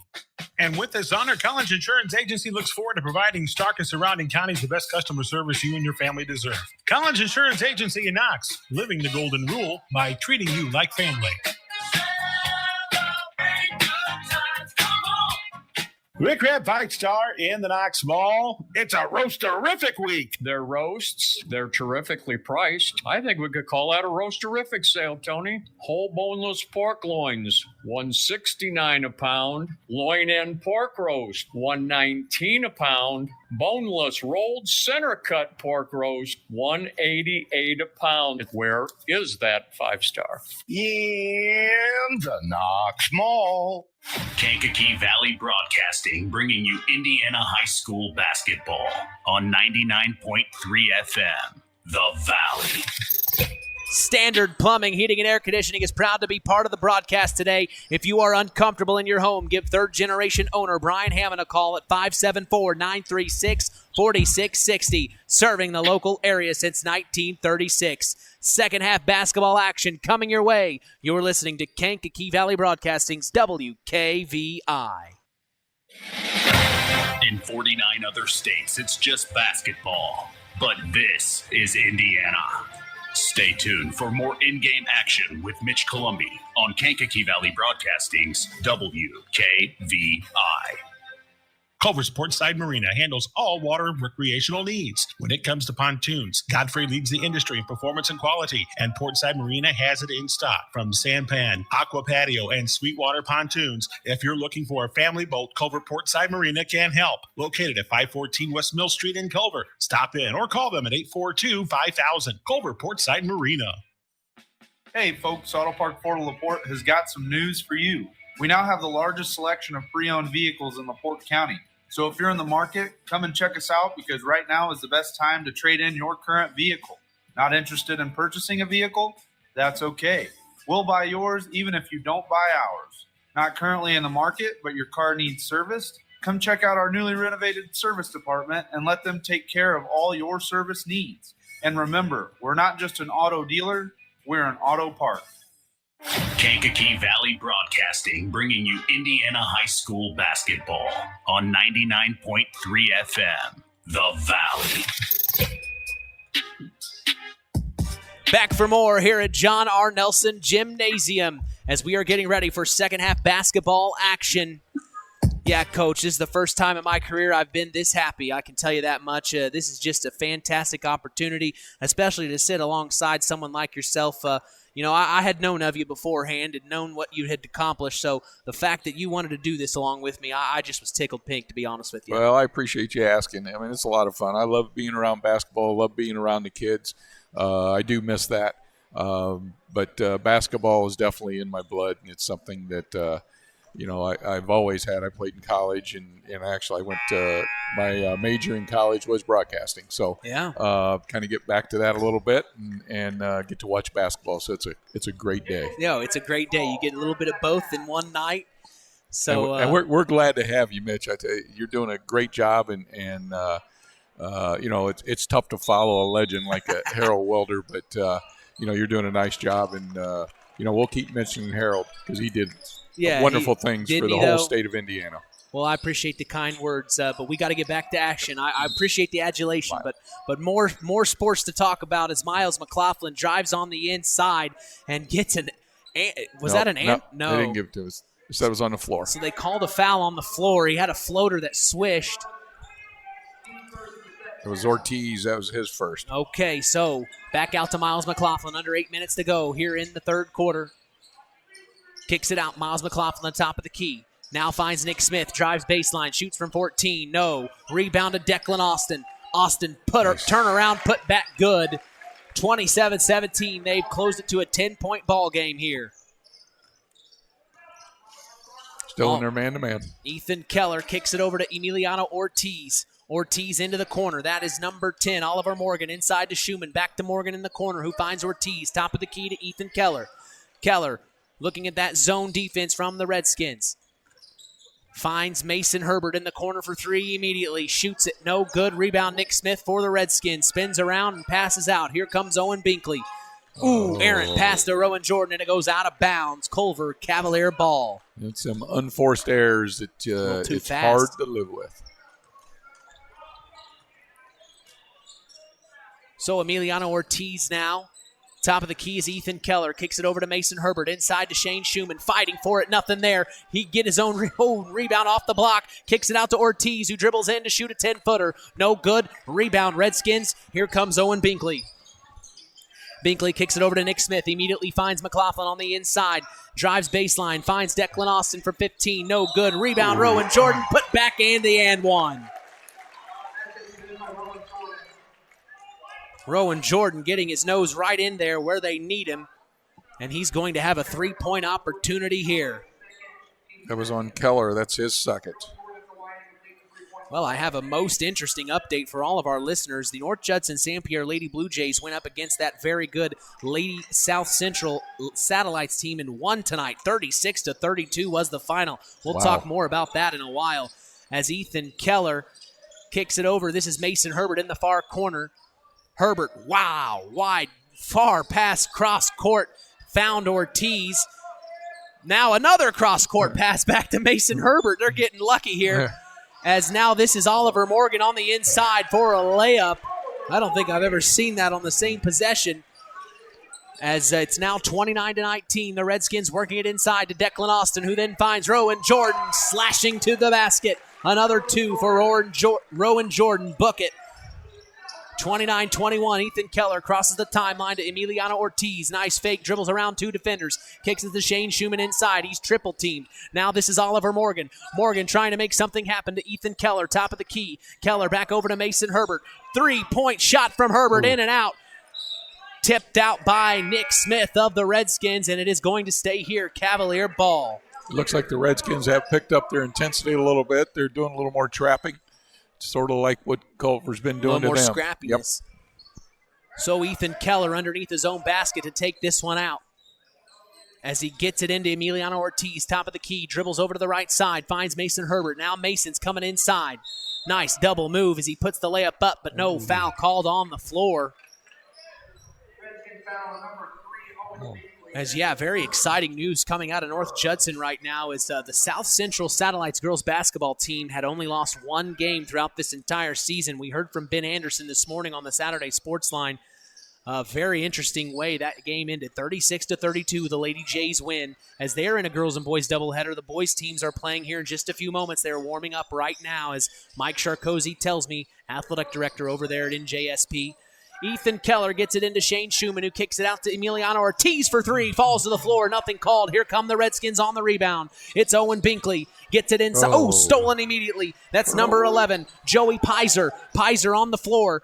Ethan Keller now picks it up. Good hustle from Pizer. Here's Keller. Kicks it over to Ortiz. Ortiz on the far left side. Double teamed, and a foul is called on Miles McLaughlin. Just second.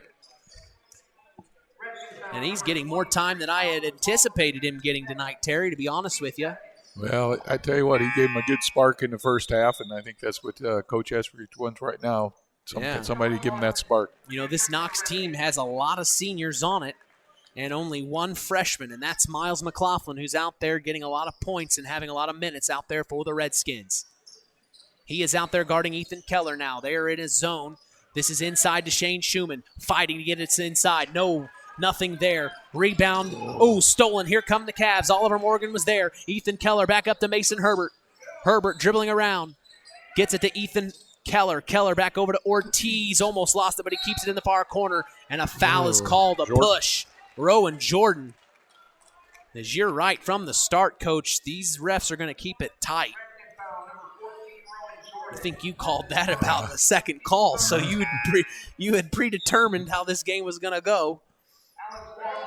As Alex Wackel will check in, Rowan Jordan is checking out. Sidelines out of bounds play. Gets it to Emiliano Ortiz. Kicks it out. Ethan Keller. Now to Oliver Morgan. Morgan back to Keller.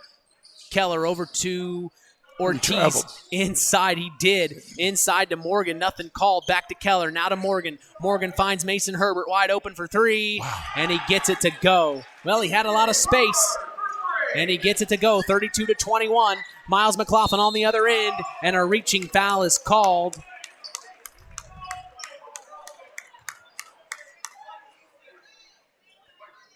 As you could see, head coach Joe Eskridge pleading he was going up for two. It's his third foul on Herbert. They're saying it was on the floor. So it was on the floor. Yep. Even the other two officials thought it was during the shot. So a little conference, to talk things over as the officials are trying to get it straight here. Cohen Watson inside at the free throw line, kicks it out to Miles McLaughlin. McLaughlin having trouble. He was trapped, but he gets out of it. Almost stolen by Ethan Keller to Cohen Watson. Alex Wackel for three. Big time shot, no good. Rebounded Cohen Watson on the inside, and he puts it back to get the easy two. 32-23, 3:40 to go in the third. Ethan Keller brings it across the timeline, kicks it over to Ortiz. Ortiz back over to Keller. Ethan Keller now dribbling, kicks it over to Mason Herbert. Mason Herbert in the far corner. Wild pass over to Emiliano Ortiz. Finds his man at the top of the key to Ethan Keller. Back over to Morgan. Now back to Mason Herbert for another three in the corner. And when he gets hot, he gets hot. 35-23. You can't lose him. I mean, I don't know. He's one of the bigger kids out there, too. And that left-handed stroke is very nice. It is. It is, isn't it? I mean, it really does look like Troy Murphy. Yeah. Inside to Miles McLaughlin, who then threw it down the baseline. A turnover, unfortunate error, as it will be Culver Cavalier ball.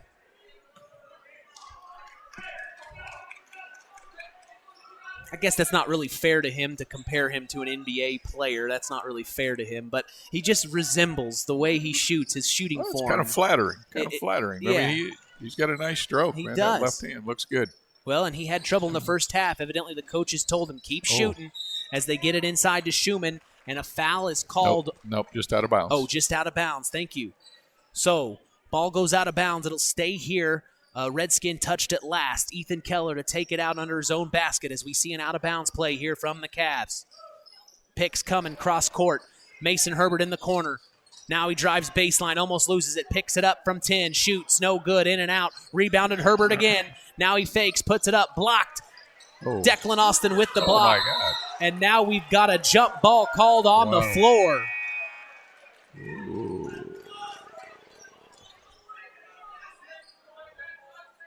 So, a series of events here happening very fast. As another out-of-bounds play underneath their own basket. This is Ethan Keller. Kicks it out to number 11. Ortiz. Now inside to number 11. Joey Pizar, Rebounded. No, out of bounds. And what are they going to call?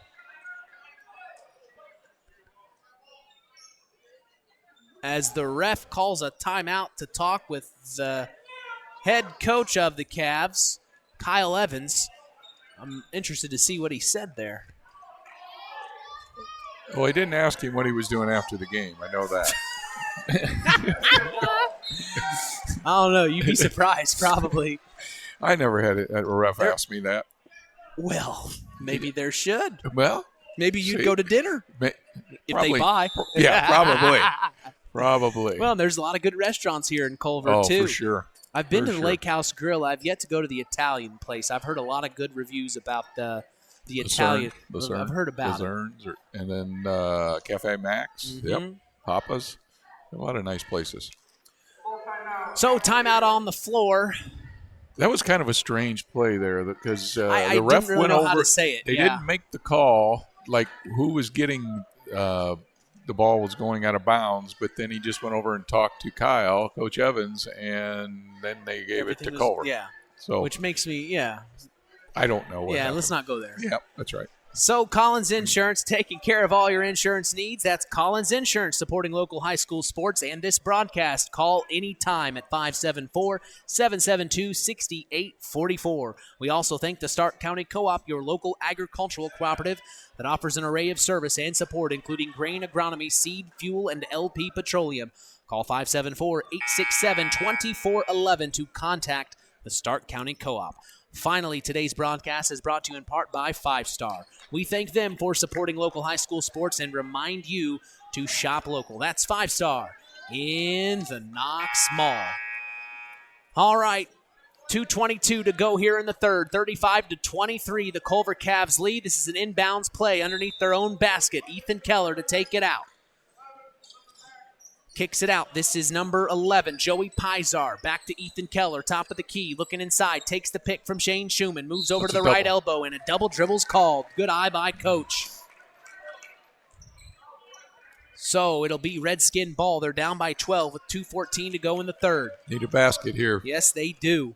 Owen Binkley to cross the timeline, top of the key at the volleyball line. Kicks it over to number 14, Rowan Jordan. Jordan back to Binkley. Drives baseline, shoots from 15, no good. Almost, rebounded by Alex Wackel. He puts it back up, no good. Rebounded by a Cavalier. That's number 10, Oliver Morgan. And the Cavs have control again. 1:50 to go in the third. Ethan Keller to cross the timeline. Dribbles between his legs, looking at that zone. Kicks it over to number 11. That's Joey Pizar. Now to Oliver Morgan, inside to Shane Schumann. Kicks it back over to Morgan. Morgan drives baseline, hands off to Schumann, who gets the easy 2 and a nice post play from him. 37-23. Binkley at the top of the key. Kicks it over. This is Rowan Jordan. Jordan back over to Binkley. Binkley back to Jordan. Little two-man game going on here. Now over to Cohen Watson. Watson looking inside. Nothing there. Now he's doubled. Kicks it back out to Binkley. Binkley over to Declan Austin. Declan Austin drives in, shoots a 10-footer, almost in, no good, tipped it and rebounded by Shane Schumann of the Cavs.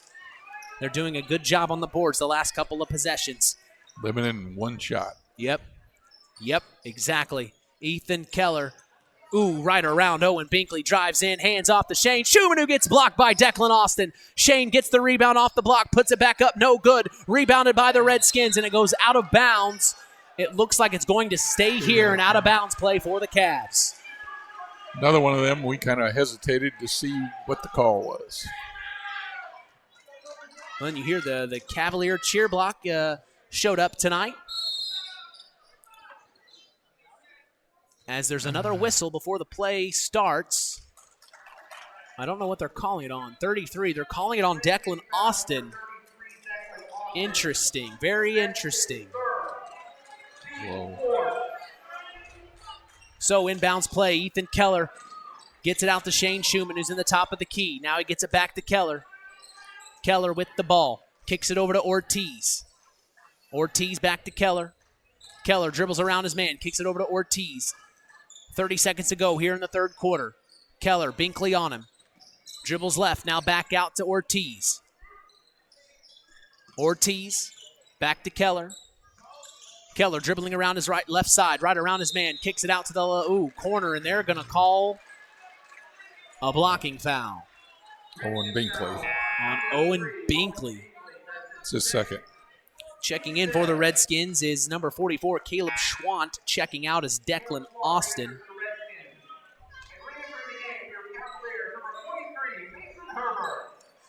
Mason Herbert checking back in for the Cavs, as Joey Pizar will take a seat on the bench. As there's a jump ball called on the inbounds play, and it will be Knox Redskin ball now. Interesting. 12 seconds left, 12.6. 12.6. Inbounds to Owen Binkley. Here's the last shot of the third quarter. Binkley kicks it over to Jordan. Rowan Jordan back to Owen Binkley. Fakes a shot. And a foul's called with under 3 seconds to go. It's on Keller. His third. 2.3 seconds left. So 2.3 here in the third. This is it. Knox trying to get it in. Oh. Errant pass, and it's stolen by the Cavs, and a half-court shot by Ethan Keller's no good as that's the end of the third quarter. 37-23. 8 minutes to go in this doubleheader. As it has been mostly Cavs for the majority of this second half. Really, the Knox Redskins, I feel like, had a little more fight in them in that second quarter, Coach. Well, they did. They picked up the intensity a little bit. I know Coach Eskridge there on that last 2.3 seconds. He tried to explain to them, why are we passing the ball sideways or backwards when it's 2.3 when you should be passing it towards the basket. Yeah. That stuff, hopefully they learn and the next time they're in that situation, they'll know what to do. Well, it's just been a tough game for the Redskins. They clawed their way back in that first quarter to 2 point, or I think it was at the end of the first, start of the second. Right. They clawed their way back within 2, and then it just seems like something happened in that few moments there where the Cavs just pulled away back up to 9, and ever since then, they just haven't looked back. They're up 14 points now entering the fourth quarter. I'd be pretty happy right now with this lead. It's at game of runs, and the thing is that Culver, one thing they haven't done in this game is stop playing defense. They've done a great job of their trapping, and the 50-50 balls have been all theirs, and they've really played a really solid game, and it's not that the game's over right now. I mean, there again, they've got to get things going here right away. Culver starts off with the ball, but they got to get a stop. Just one stop at a time, one basket at a time. Take it slow. Be patient. As Ethan Keller for the Cavs takes it down low inside. Missed the shot, rebounded by Oliver Morgan. He is fighting his way to get it back to Keller, and he does. Ethan Keller resets the offense. Knox is in a man-to-man now. Emiliano Ortiz with the ball at the top of the key. Ortiz taking his time, letting that clock tick. Movement on the baseline as Ortiz drives center. And another foul called on the floor.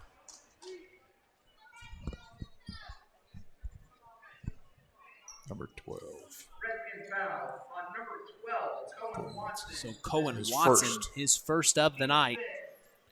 Of course, we remember Cohen Watson. He is the starting quarterback, or was the starting quarterback this year for the Knox Redskins. He's a very tall 6'2". Out there guarding Emiliano Ortiz is Cohen Watson. Gets it over to Ethan Keller, who beats his man. Now he kicks back over to Ortiz. Ortiz back to Ethan Keller. And they are just happy, taking their time, being patient here. Rips through. Ethan Keller. Still dribbling. Now kicks it over to Emiliano Ortiz. Running baseline is Mason Herbert, who gets it in the corner. Now Mason drives inside. Foul called. On the floor again. We shoot 1-1, though. So they're in the bonus.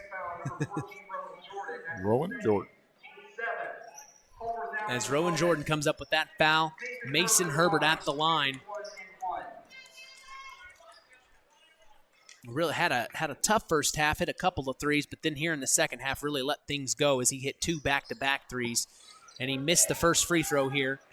As here come the Redskins. This is Nick Smith on a fast break. Boy, he is quick. We both missed that. That was Nick Smith, fast feet, as he gets a quick 2 points.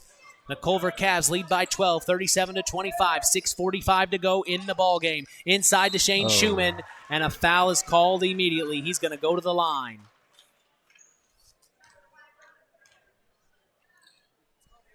Well, if this is what if you're a Culver Cavalier fan, this is exactly what you want. Controlling the pace, controlling the tempo, getting to the free throw line. These are easy points. You don't really have to work very hard. You get to take a break, take a breather in these few moments. Because Knox right now, they want to push. They want to push the ball fast. They're trying to get back in this game. As Shane Schumann's first free throw is no good.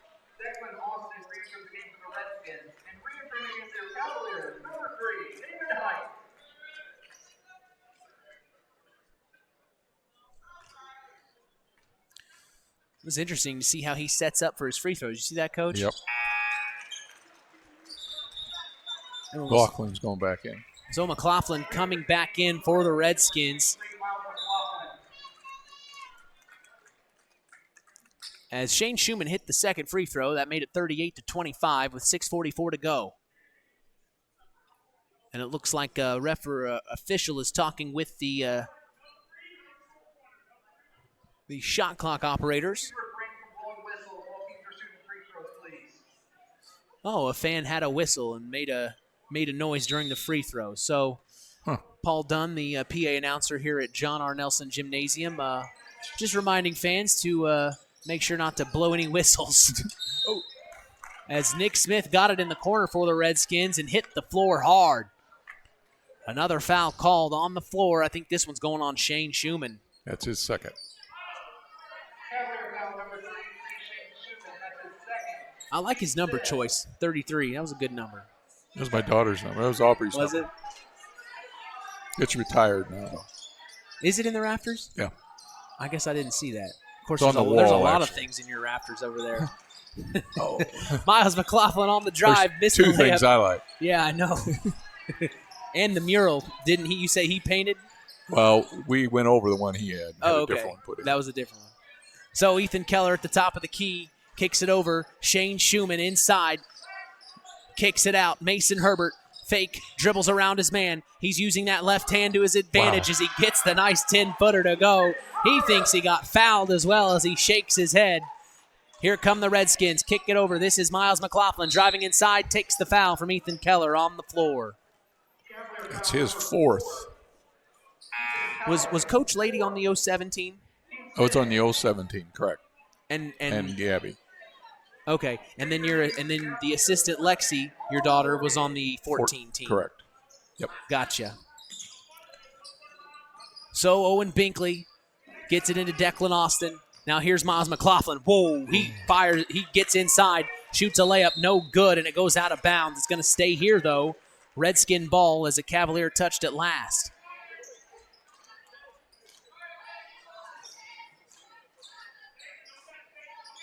So, out of bounds play underneath their own basket.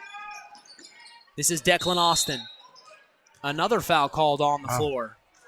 Boy, if I were these guys, I'd be wanting to get out of here soon. Right. 40-25 is the score as the Oliver Cavs. Morgan.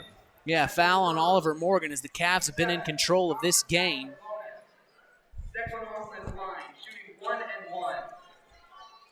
These are where you got to get your points when the clock stopped right here.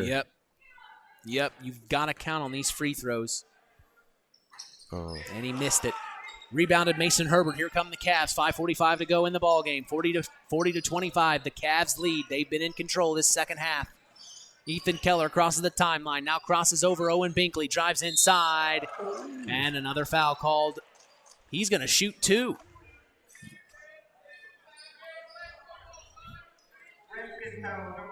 So the foul's on Miles McLaughlin, the freshman. So his third? His third of the night.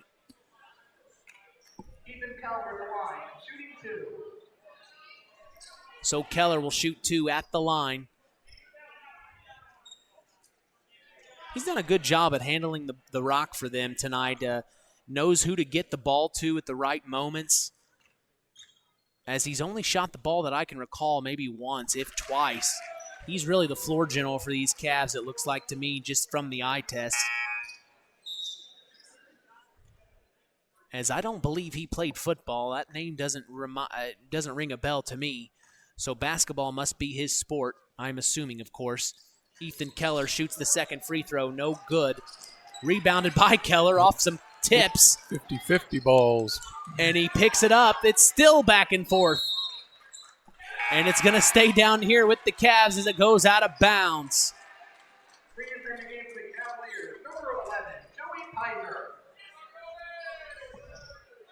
So inbounds play on the sideline right in front of their own bench are the Culver Cavaliers trying to get it in. They throw it back court to Emiliano Ortiz. And Cohen Watson wrapped his arm around him and fouled him on accident. I don't think he meant to do it. He was just going for the ball. That's Cohen Watson's third of the night. Unfortunate turnover. Unfortunate series of events there. They're shooting double bonus now. So I can say that. Yep. So they're in the double bonus now. He gets to shoot twice. Well, I just had to refresh my memory. Okay. Well, you remember a couple weeks ago I was asking if the paint had that. I don't know why I thought that. I'm playing too much 2K. All right. Here comes Smith.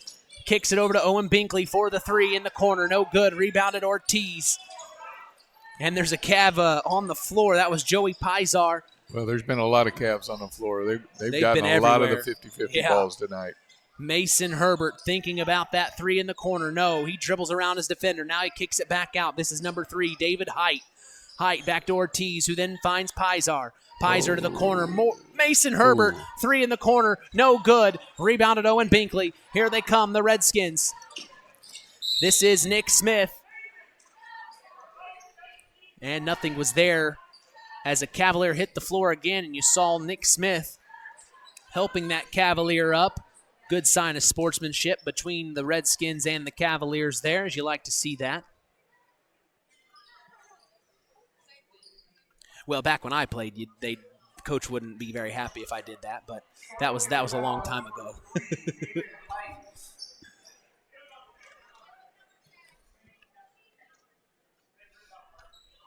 But I like to see it. I like to see when other teams help other people up. That I like seeing that.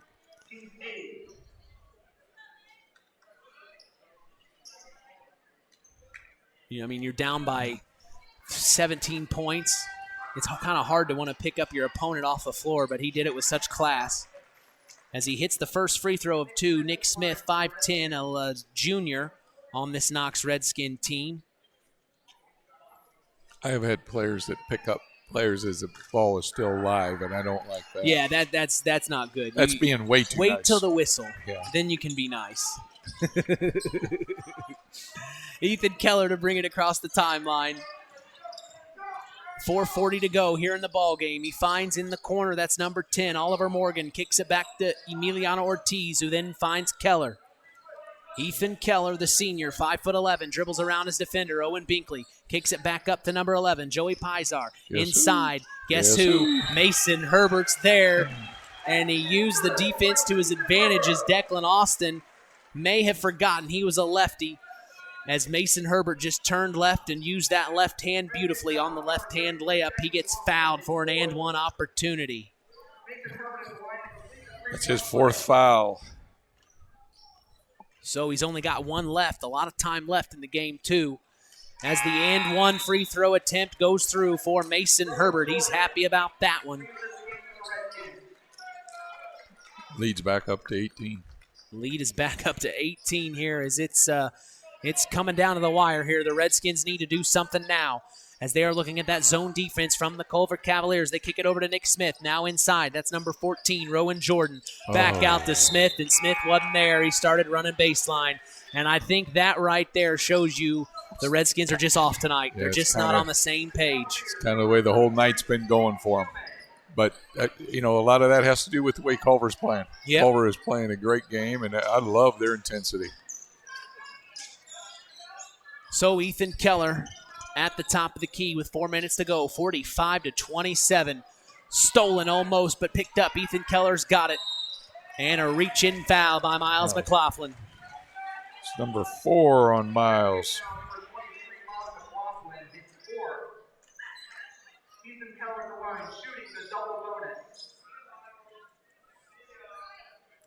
So Ethan Keller's going to shoot 2 here as they are in the double bonus. I get to say it. You get to say I that. get to say it.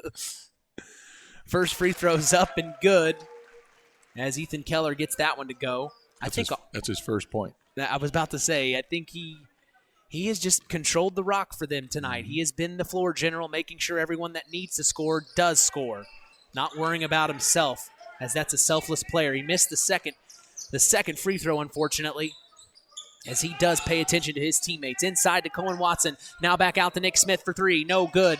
Rebounded Shane Schumann. And here is Ethan Keller again. Finds Emiliano Ortiz. Ortiz crosses the timeline. He's got Cohen Watson on him.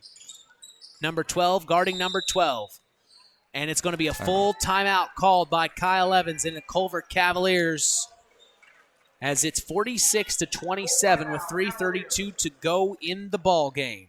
Every morning, join Rich Wallen on the WKVI Morning Show, Monday through Friday, 5 a.m. to 9 a.m. Central, right here on Kankakee Valley Broadcasting's WKVI. Rich Wallen always doing a fantastic job in the morning for the WKVI Morning Show, Monday through Friday. We also remind you this Thursday, KVB's WKVI sports schedule, takes us to the Nest in North Judson, where the Lady Blue Jays host the Lady Cavs of Culver. Join myself and sports analyst Coach Terry Minix right here at 7:30 p.m. Central on the Valley's #1 Kankakee Valley Broadcasting, WKVI. That's this Thursday. We also remind you the Lady Jays coming away with a big win tonight at the Nest, or in the Nest, against the South Central Lady Satellites, 36-32. We talked with both head coaches on the Saturday Sports Line. Bailey Goodman, the head coach of the North Judson St. Pierre Blue Jays, or the Lady Jays, I should say, was very confident coming into tonight. She had talked during the Saturday Sports Line. Then we talked to head coach Ben Anderson this morning. He also knew what the Lady Blue Jays brought to the table, but he was very confident as well in his Lady Satellites. It just came up short there, 4 points short of a win. That's a big win for the Lady Jays. It's a big win, but that's a tough place to play. Anytime you play there, when they've got a lot of talent. Yeah, for sure. So spin move from Mason Herbert on the inbounds pass. And he gets fouled as he goes up for 2. He's going to shoot at the free throw line again. Pressing foul number 13, Nick Smith, his first. Mason Herbert at the line, shooting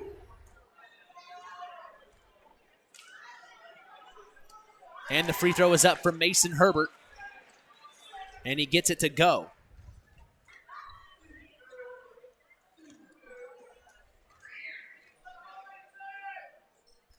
Second free throw is up, rims out, no good, picked up. Here come the Redskins. This is McLaughlin at the top of the key, kicks it over to Binkley, shoots a deep 3, no good. Tipped up, rebounded Cavs, and Ortiz comes up with it. 50-50 balls again. Yep. And the Cavs are coming up with them. That's a big deal. Yep. Ethan Keller crossing the timeline, slowing things up, controlling the tempo. Keller kicks it back to the top of the key. That's Emiliano Ortiz. Ortiz dribbling. Has Cohen Watson on him. And a reach-in foul off the pass to Ethan Keller by Owen Binkley. It's a foul, a reach-in. As it's a 20-point ball game right now, 47-27. I think it's safe to say it's probably over. Yeah. I mean, it could happen. It could. But the way this game's going, I just don't see it happening, Coach. As a coach, when you're in this situation, at what point do you just say, all right, let's get the bench players in some minutes? At what point? When's that moment? Well, it depends on what the guys are doing out there. He may call a timeout too and say, okay, here's what we still need to do. We still, run our offense, get for the next game. We're going to learn from this and not worry about, I see what we you're know saying. we're not going to win, Right. but we've got to take this as a learning moment.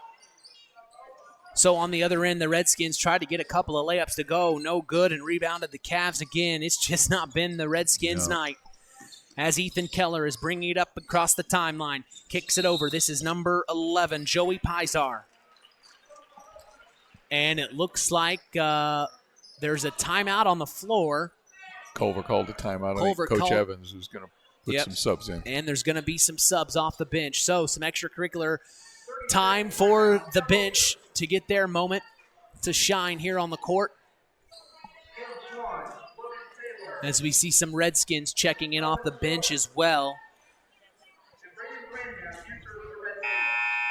The way this game's been scrappy, we're probably going to be here another half hour. Well, they're going to want to, the bench players want to show, hey, Coach, we I can can play do this. too. I Yeah. can do this. Yeah. Give me some PT, Exactly, baby. Exactly.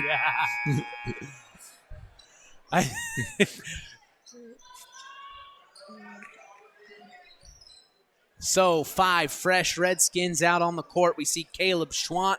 We see Braden Branham. We see Nolan Short.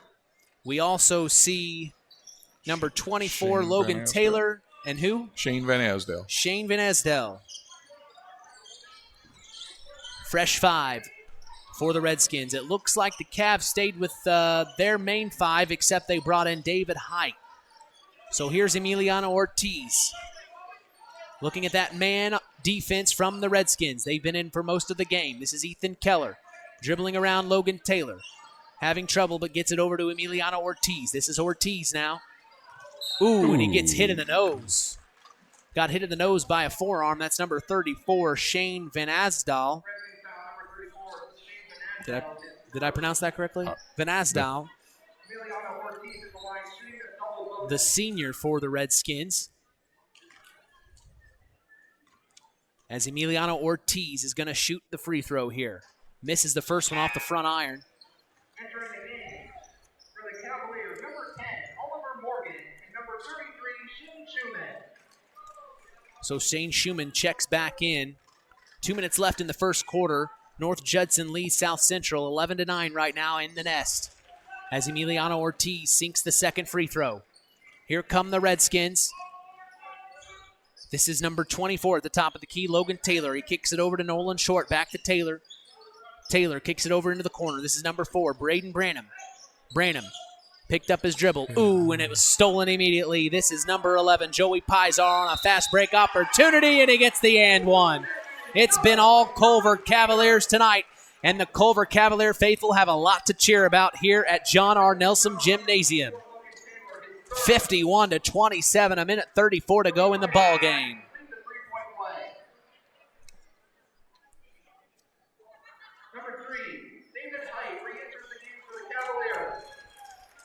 So David Height checking back in, checking out as Oliver Morgan. As this is just some extra time here to feel each other out, like Coach said, learn for the future in moving forward for this Redskin team.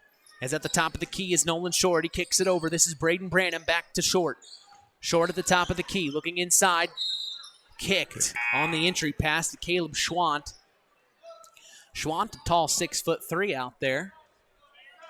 He's a junior on this Redskin team. Schumann's going out. Nice game. Yeah, Shane Schumann had a great game. As all the coaches giving their hugs, congratulating him on a great game down inside. Here for the Redskins inside is number 44, Caleb Schwant. No good. Rebounded Emiliano Ortiz, and here come the Cavs. 25-point lead.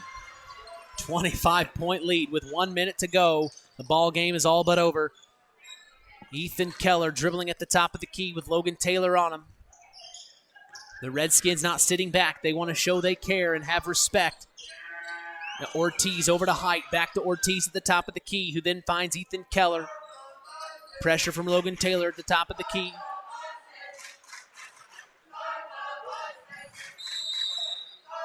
And a timeout. That was basically a substitution timeout. So a substitution timeout pretty much for the Culver Cavaliers. As you heard the cheer block chanting "Start the buses." That was one of my favorites. I always liked to hear from the other team. Yeah, I was going to say, I never liked hearing it. I always liked the 5-on-7. That was my favorite too. Yeah. It was nice to see a cheer block here tonight, as there was a smaller cheer block about this size last night at Knox as well. The boys did a really nice job, I thought. They showed up for the girls' game, supporting the girls' team. I think that's a big deal. Right, in their Christmas pajamas. Yeah, you saw that too. Oh yeah, I thought they were suits. Were they not? I thought they were Christmas suits. They looked like suits from where I was. Maybe they were pajamas and suits. Either way, they were all dressed up. As they kick out to the corner for a big-time three. No good from number 15. Logan Cottle, who checked in for the Cavs. Here's Logan Taylor on the other end. He gets it inside. This is Caleb Schwant for the turnaround shot inside, and he gets it to go. 52-29.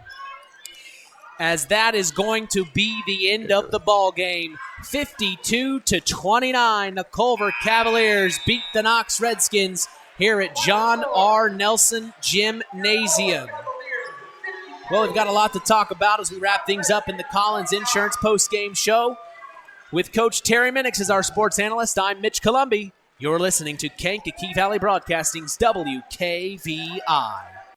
Howard's Marathon in Winamac has a reputation built on getting things done right. With 30 years' experience as an ASE Master Auto Technician, Dean Wentz is the right choice for the auto repairs or service. From auto computer diagnostic checks to new batteries and tires, they can take care of it all. Howard's Marathon is a proud supporter of area high school sports and wishes all teams a great season. Howard's Marathon, 121 South Monticello Street in Winnemac. Call 574-946-6894. Real magic is everywhere. It's in your mom's cooking, in 4-hour dinners with friends, in that first bite of something new, and in the fizz of a Coca-Cola. Now with so many options for less than $5, the Coca-Cola Value Collection will help you make the most out of every magic moment for so much less. Taste the magic for less with Coca-Cola. Welcome to the Collins Insurance Agency's post-game show. Let's get back to Mitch Columbi and Coach Terry Minix. Well, back at John R. Nelson Gymnasium as the Knox Redskins fall to the Culver Community Cavaliers in our girls and boys doubleheader. The second game of tonight is the boys game. Boys game. I mean, what a game for the Cavs. I think they showed their athleticism. They showed that they were in charge, but more importantly, let's get who we really care's opinion about is yours. What was your overall opinion, Coach, on what you saw? Well, what I saw was a really good game plan, first of all. I mean, they trapped and made it really tough on Knox, got off to that right at the beginning and made it tough the whole night. But we knew it was going to be a defensive struggle. And they really struggled. When Knox got 29 points, the other team, because Knox had some good looks. Yeah. They had some really good looks, but most of the time they were one and done if they got that. So, really, your hat's got to go off to what Kyle Evans and the Culver Cavaliers did. They did a great job of executing exactly what he needed. Well, speak of the devil. There he is. We have head Mr. coach, Defense. Yeah, we have Coach Kyle Evans here this evening with us. Coach, big-time win for you. Appreciate you stopping by. We were just talking about the athleticism on your team, but overall, you've got to be happy. Tell us your overall consensus of what you saw on the court you were proud of. Started early. Guys established right away. We don't get off of that start. It's a tough one, but we're good enough defensively that if we jump on teams like that early, 10-point lead against us feels like a 20-point lead. So really proud for our guys defensively. Thought we took care of the ball when we need to in the second half, and it's great to get a conference win. Oh, absolutely. Yeah. Well, I only had you for 11 turnovers, Kyle. But the whole thing at the beginning of the game, I said it's going to be a defensive battle because I know you. And is your 2-3 that you ran, and jump, run and jump, Yep. Is that something you do for a lot of teams, or is that something you just wanted to do against Knox? We don't do anything else. That's what you do. So that's the only thing we do. The only time we go man-to-man in practice is when we're working man-to-man offense. So our kids have gotten really good at that. Usually we extend the pressure a little bit, but Knox is athletic. They can get to the paint. We thought we could kind of exploit them if we had forced them into 20, 21-footers, and we really squeezed on the post. So we usually pressure a little bit more, but that's all we do, and that's kind of what we're known for at this point. Yeah, and that was all done basically off the first pass. You didn't do it on the ball handler. You did it strictly on the first pass. Yep, we like to pressure the wings, and we work those rotations on a daily basis. And even then, I'm still all over the guys because I want them better, but they do a good job. Yeah, no, it was a great game plan, and your kids, I mean, they obviously, after year watching your teams play, I know they're going to play defense. And then when you got a kid like the you kept calling Herbert. Mason. I thought he looked a lot like Troy Murphy. Well, I mean, I'll take that. Doesn't he look like him a little? I tell you what, he was stroking the ball tonight. Here's the thing. This is his first game back from injury.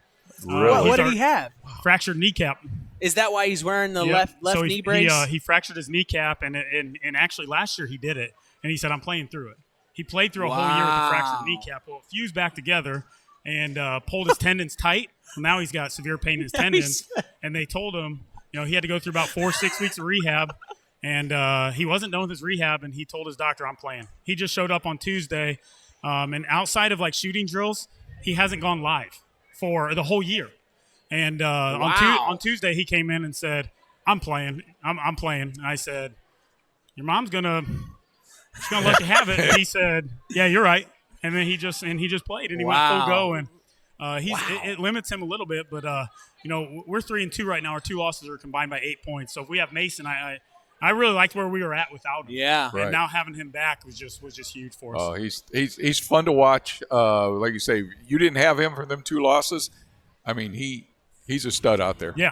I mean, he was our leading scorer last year, so it hurt us in those 2 games, but it's the guys trusted what we were doing, and you guys can see it defensively. They take pride in it. I've never coached a team that gets excited when we go to defensive breakdown. Yeah. They do. They get fired up for it. That's when we have the most energy in practice. It's fun. Well, I wanted to ask you this too, real quick. Talk about Ethan Keller. It's not very normal this day and age to see someone that doesn't want to shoot first. It looks like he looks to pass first. He's a true point guard. And Yeah. you'll hear me rip him a few times for a game for passing up looks. And but nobody gets coached harder than he does. He's a kid that going into the season, he's got to be an all-conference player. He's got to be, in the running for a conference player of the year sort of thing. I told him, some days I get on him in practice and I hurt his feelings a little bit, but I tell him, I said, I'm going to make you a conference player of the year candidate. And he trusts that. So whenever I have to get on him and push him a little bit, he knows exactly where it's coming from. He's a true point guard. He's a pass-first point guard. And when he scores, we're really, really good. But when Mason is scoring and Mano's scoring like that, and he doesn't need to, I guess, tonight. Well, Coach, I appreciate your time. Thanks for stopping by. I'm going to have you put your number in my phone because we want to get you on the Saturday Sports Line next Saturday. Awesome. So I know time's been kind of crazy transferring over from Harold to me, but we want to get you on the Saturday Sports Line. I love it, guys. I appreciate it. Thank you. Good to see you, Coach. Your team is fun to watch. Thank a lot you. of fun. Best of luck to you. I really appreciate it. That's head coach Kyle Evans of the Culver Cavaliers here at John R. Nelson Gymnasium. I'm Mitch Columbia along with sports analyst Coach Terry Minix. We're going to be right back to talk the Stark County Co-op play of the game. You're listening to Kankakee Valley Broadcasting's WKVI. Collins Insurance Agency in Knox has done it again. They have earned the distinction of preferred agency partner from the Western Reserve Insurance Company. Can't touch this. So what does that mean for you? Collins Insurance Agency provides themselves in taking care of its community. That means providing the best insurance that keeps you and your family safe in a time of need. And with this honor, Collins Insurance Agency looks forward to providing Stark and surrounding counties the best customer service you and your family deserve. Collins Insurance Agency in Knox, living the golden rule by treating you like family. Farm Fertilizers and Seeds is proud to be our area's newest sales representatives for Pioneer Hybrid Seed. This is Andy Awald. Pioneer offers top-of-the-line genetics, a complete portfolio including alfalfa and wheat seed, and cutting-edge seed traits and technologies. Combined with exceptional financing options, Pioneer provides the total package, one that we are proud to be able to offer our customers. If you are currently working with a Pioneer sales representative, you have made a good choice. If you aren't, let Farm Fertilizers and Seeds show you how Pioneer can work on your farm. Call us today at 867-2441 to answer any of your questions. It's time for the Stark County Co-op play of the game. Now, let's return to the voices of WKVI, Sports Director Mitch Columbia and Coach Terry Minix. Well, we're talking about our Stark County Co-op play of the game. I turn things over to Coach Terry Minix. Well, I tell you, for Culver, there was a lot of plays of the game. That, I guess we should start. I'm sorry. We're doing the play of the game for the girls' game and the boys' game. I should have let our listeners know. My apologies. Okay. So, well, all right. Well, same way. We didn't get our Stark County Co-op play of the game for the girls' game, so let's go over with the girls' game real quick. My apologies. For the play of the game for the Lady Cavaliers goes to Rose Peterson on the three-pointer she hit in the second half. I mean, it was clear sailing from then on, and she just, that was her third of the night, and she really just turned the whole game around. Well, we congratulate Rose Peterson on being part of the Stark County Co-op play of the game from our girls' game, now for our boys' game. Well, I must be in love with threes, and I really hated threes because when I played, we didn't have them. But for the boys' game, it's another Culver, and obviously it's going to be your Troy guy, your Troy lookalike guy. It's going to be Mason Herbert. He had 4 threes and his one in the second half. Exactly, he had 3 in the first half and had his fourth one. It was there again. It was back to back. Yeah, clear sailing from then on. So. For that reason, that's why Mason's going to have the play of the game. Well, those are both our Stark County Co-op plays of the game from our doubleheader tonight. Stay tuned for our Ashley Derrickson 5-star player of the game. That's next here on Kankakee Valley Broadcasting's WKVI. The Stark County Co-op has been a member-owned farm services co-op in Stark County since 1928. That's over 90 years, and they're still providing the same quality agronomy services to the farming community of Stark and surrounding counties. The Stark County Co-op is an LP and fuel provider. The Stark County Co-op purchases grain at both locations, Hamlet and Browns. You can reach them by phone at 1-800-782-3392, the Stark County Co-op. Since 1936, Standard Plumbing, Heating, and Air Conditioning have always taken pride in doing the job right. Third-generation owner Brian Hammond and his family have always set the standard when it comes to taking care of all your heating and cooling needs. Making your home a comfortable home is the absolute top priority. If you are uncomfortable in your home, give them a call at 574-936-4660. Follow them on Facebook. Let Standard Plumbing, Heating, and Air Conditioning help you take control of your comfort. Time to announce the Ashley Derrickson 5-star player of the game. Mitch. Thanks, John Thompson. It's time now for our Ashley Derrickson 5-star player of the game, given in memory of Ashley Derrickson, a 2008 graduate of North Judson St. Pierre High School who battled cancer throughout her high school career before losing that battle on December 12th of 2008. We'll tell you who's earned that honor after this word from 5-star. 5-star, the largest meat and grocery store in the area, focused on quality, value, and customer service. The 5 stars in the name of the store come from 5 family members of the original owners serving in World War II. Each one represented by a blue star on a flag hanging in the front window of the family home. That's why even decades later, 5-star is known for its dedication to service. Now that dedication means savings for you. 5-star, one of the We Care stores, the area's largest meat and grocery store, focused on quality, value, and customer service. Located, you know where, in the Knox Mall. All right, it's time now to talk about our Ashley Derrickson 5-star players of the game. We'll start with our girls' game first. Coach. Well, in the girls' game, it's obviously a couple girls on the Culver side that had a really, really good games and, kept that train rolling for them. But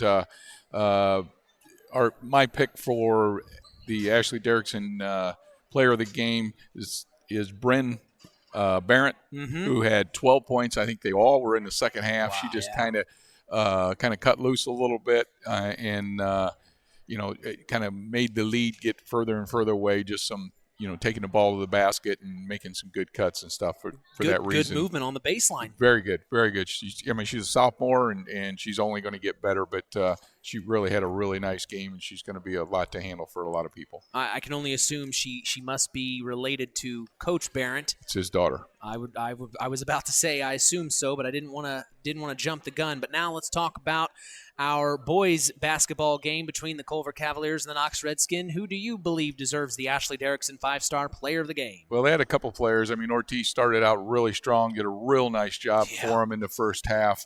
But I think just keeping the game going, and as we found out here, his first game back was Mason Herbert, knocking down 4 threes and just, he was everywhere and he was just a handful for the Redskins tonight. And for that reason, Mason Herbert is your Ashley Derrickson 5-star player of the game.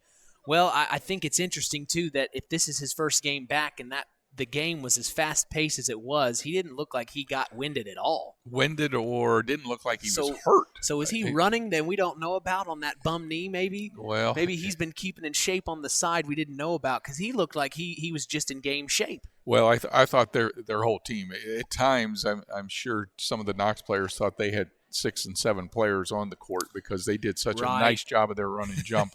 And that's, that's a credit to what Coach Evans does. And they're quick. They're going to be a handful for people to handle just because of the defensive side. And if Herbert shoots like that after one game back, oh my gosh, what's he going to do? Well, not much. Yeah.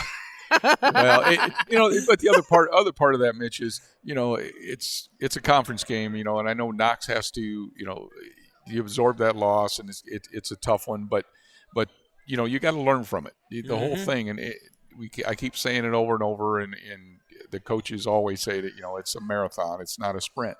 And that's what, Coach Eskridge, this is his fourth game, with this group of guys, and they'll get better. And, just one of them nights where things just weren't going in the basket for them. And you have them nights. It doesn't make a difference if you're a Michael Jordan or, or whatever. You have nights where, you can't make a basket. You can't, move. There's just certain things happen on certain nights. And when things are going good, it's fun. It's fun for everybody. But tonight wasn't one of the best nights for them. But they're fine. And trust me, I know Joey Eskridge does a wonderful job, and he'll have them back. And believe me, they're going to learn from this, and they're going to get better, and they're going to win a lot of games this year.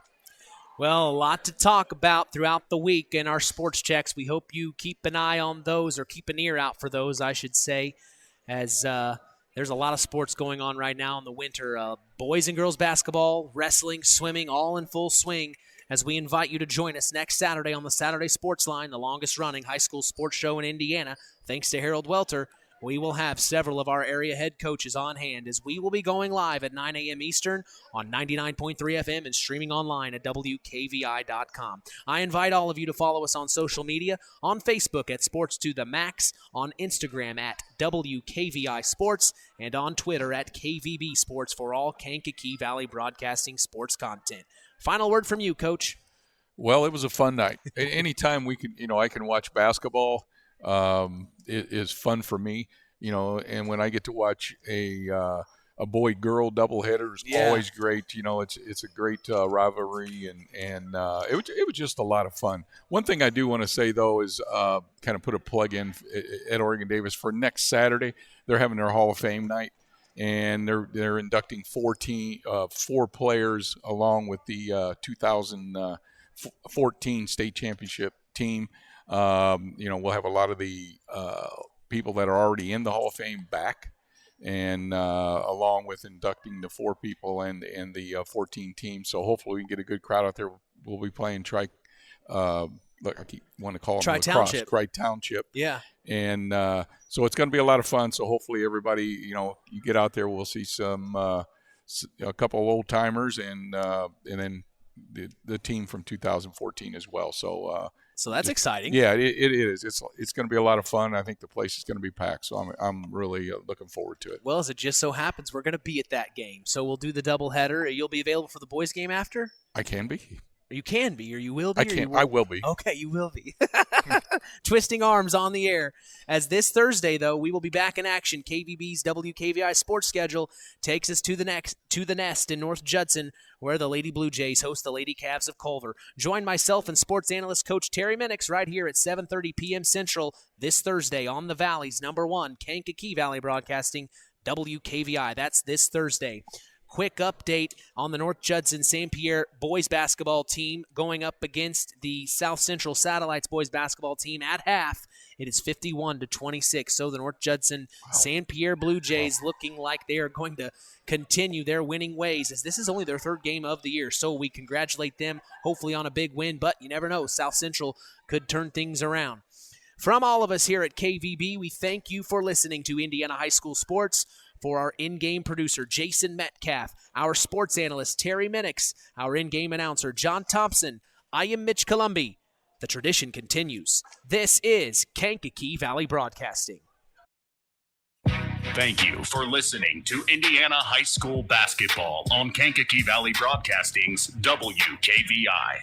Sponsored in part by Coca-Cola, Culver Portside Marina, Nepco Crane and Equipment Services, specializing in mobile crane service, Dairy Queen of Winamac, Patrick Auto Group, Farm Fertilizers, First Farmers Bank and Trust, Lawrence Farms, Mark's Body Shop in Knox, Zingo Express, Jane Express, Pulaski Memorial Hospital, Stark County Co-op, Ancilla College, The Auto Park with locations in LaPorte, Plymouth, and Bremen, Standard Plumbing, Heating, and Air Conditioning, Collins Insurance, Howard's Marathon of Winamac, and 5-star.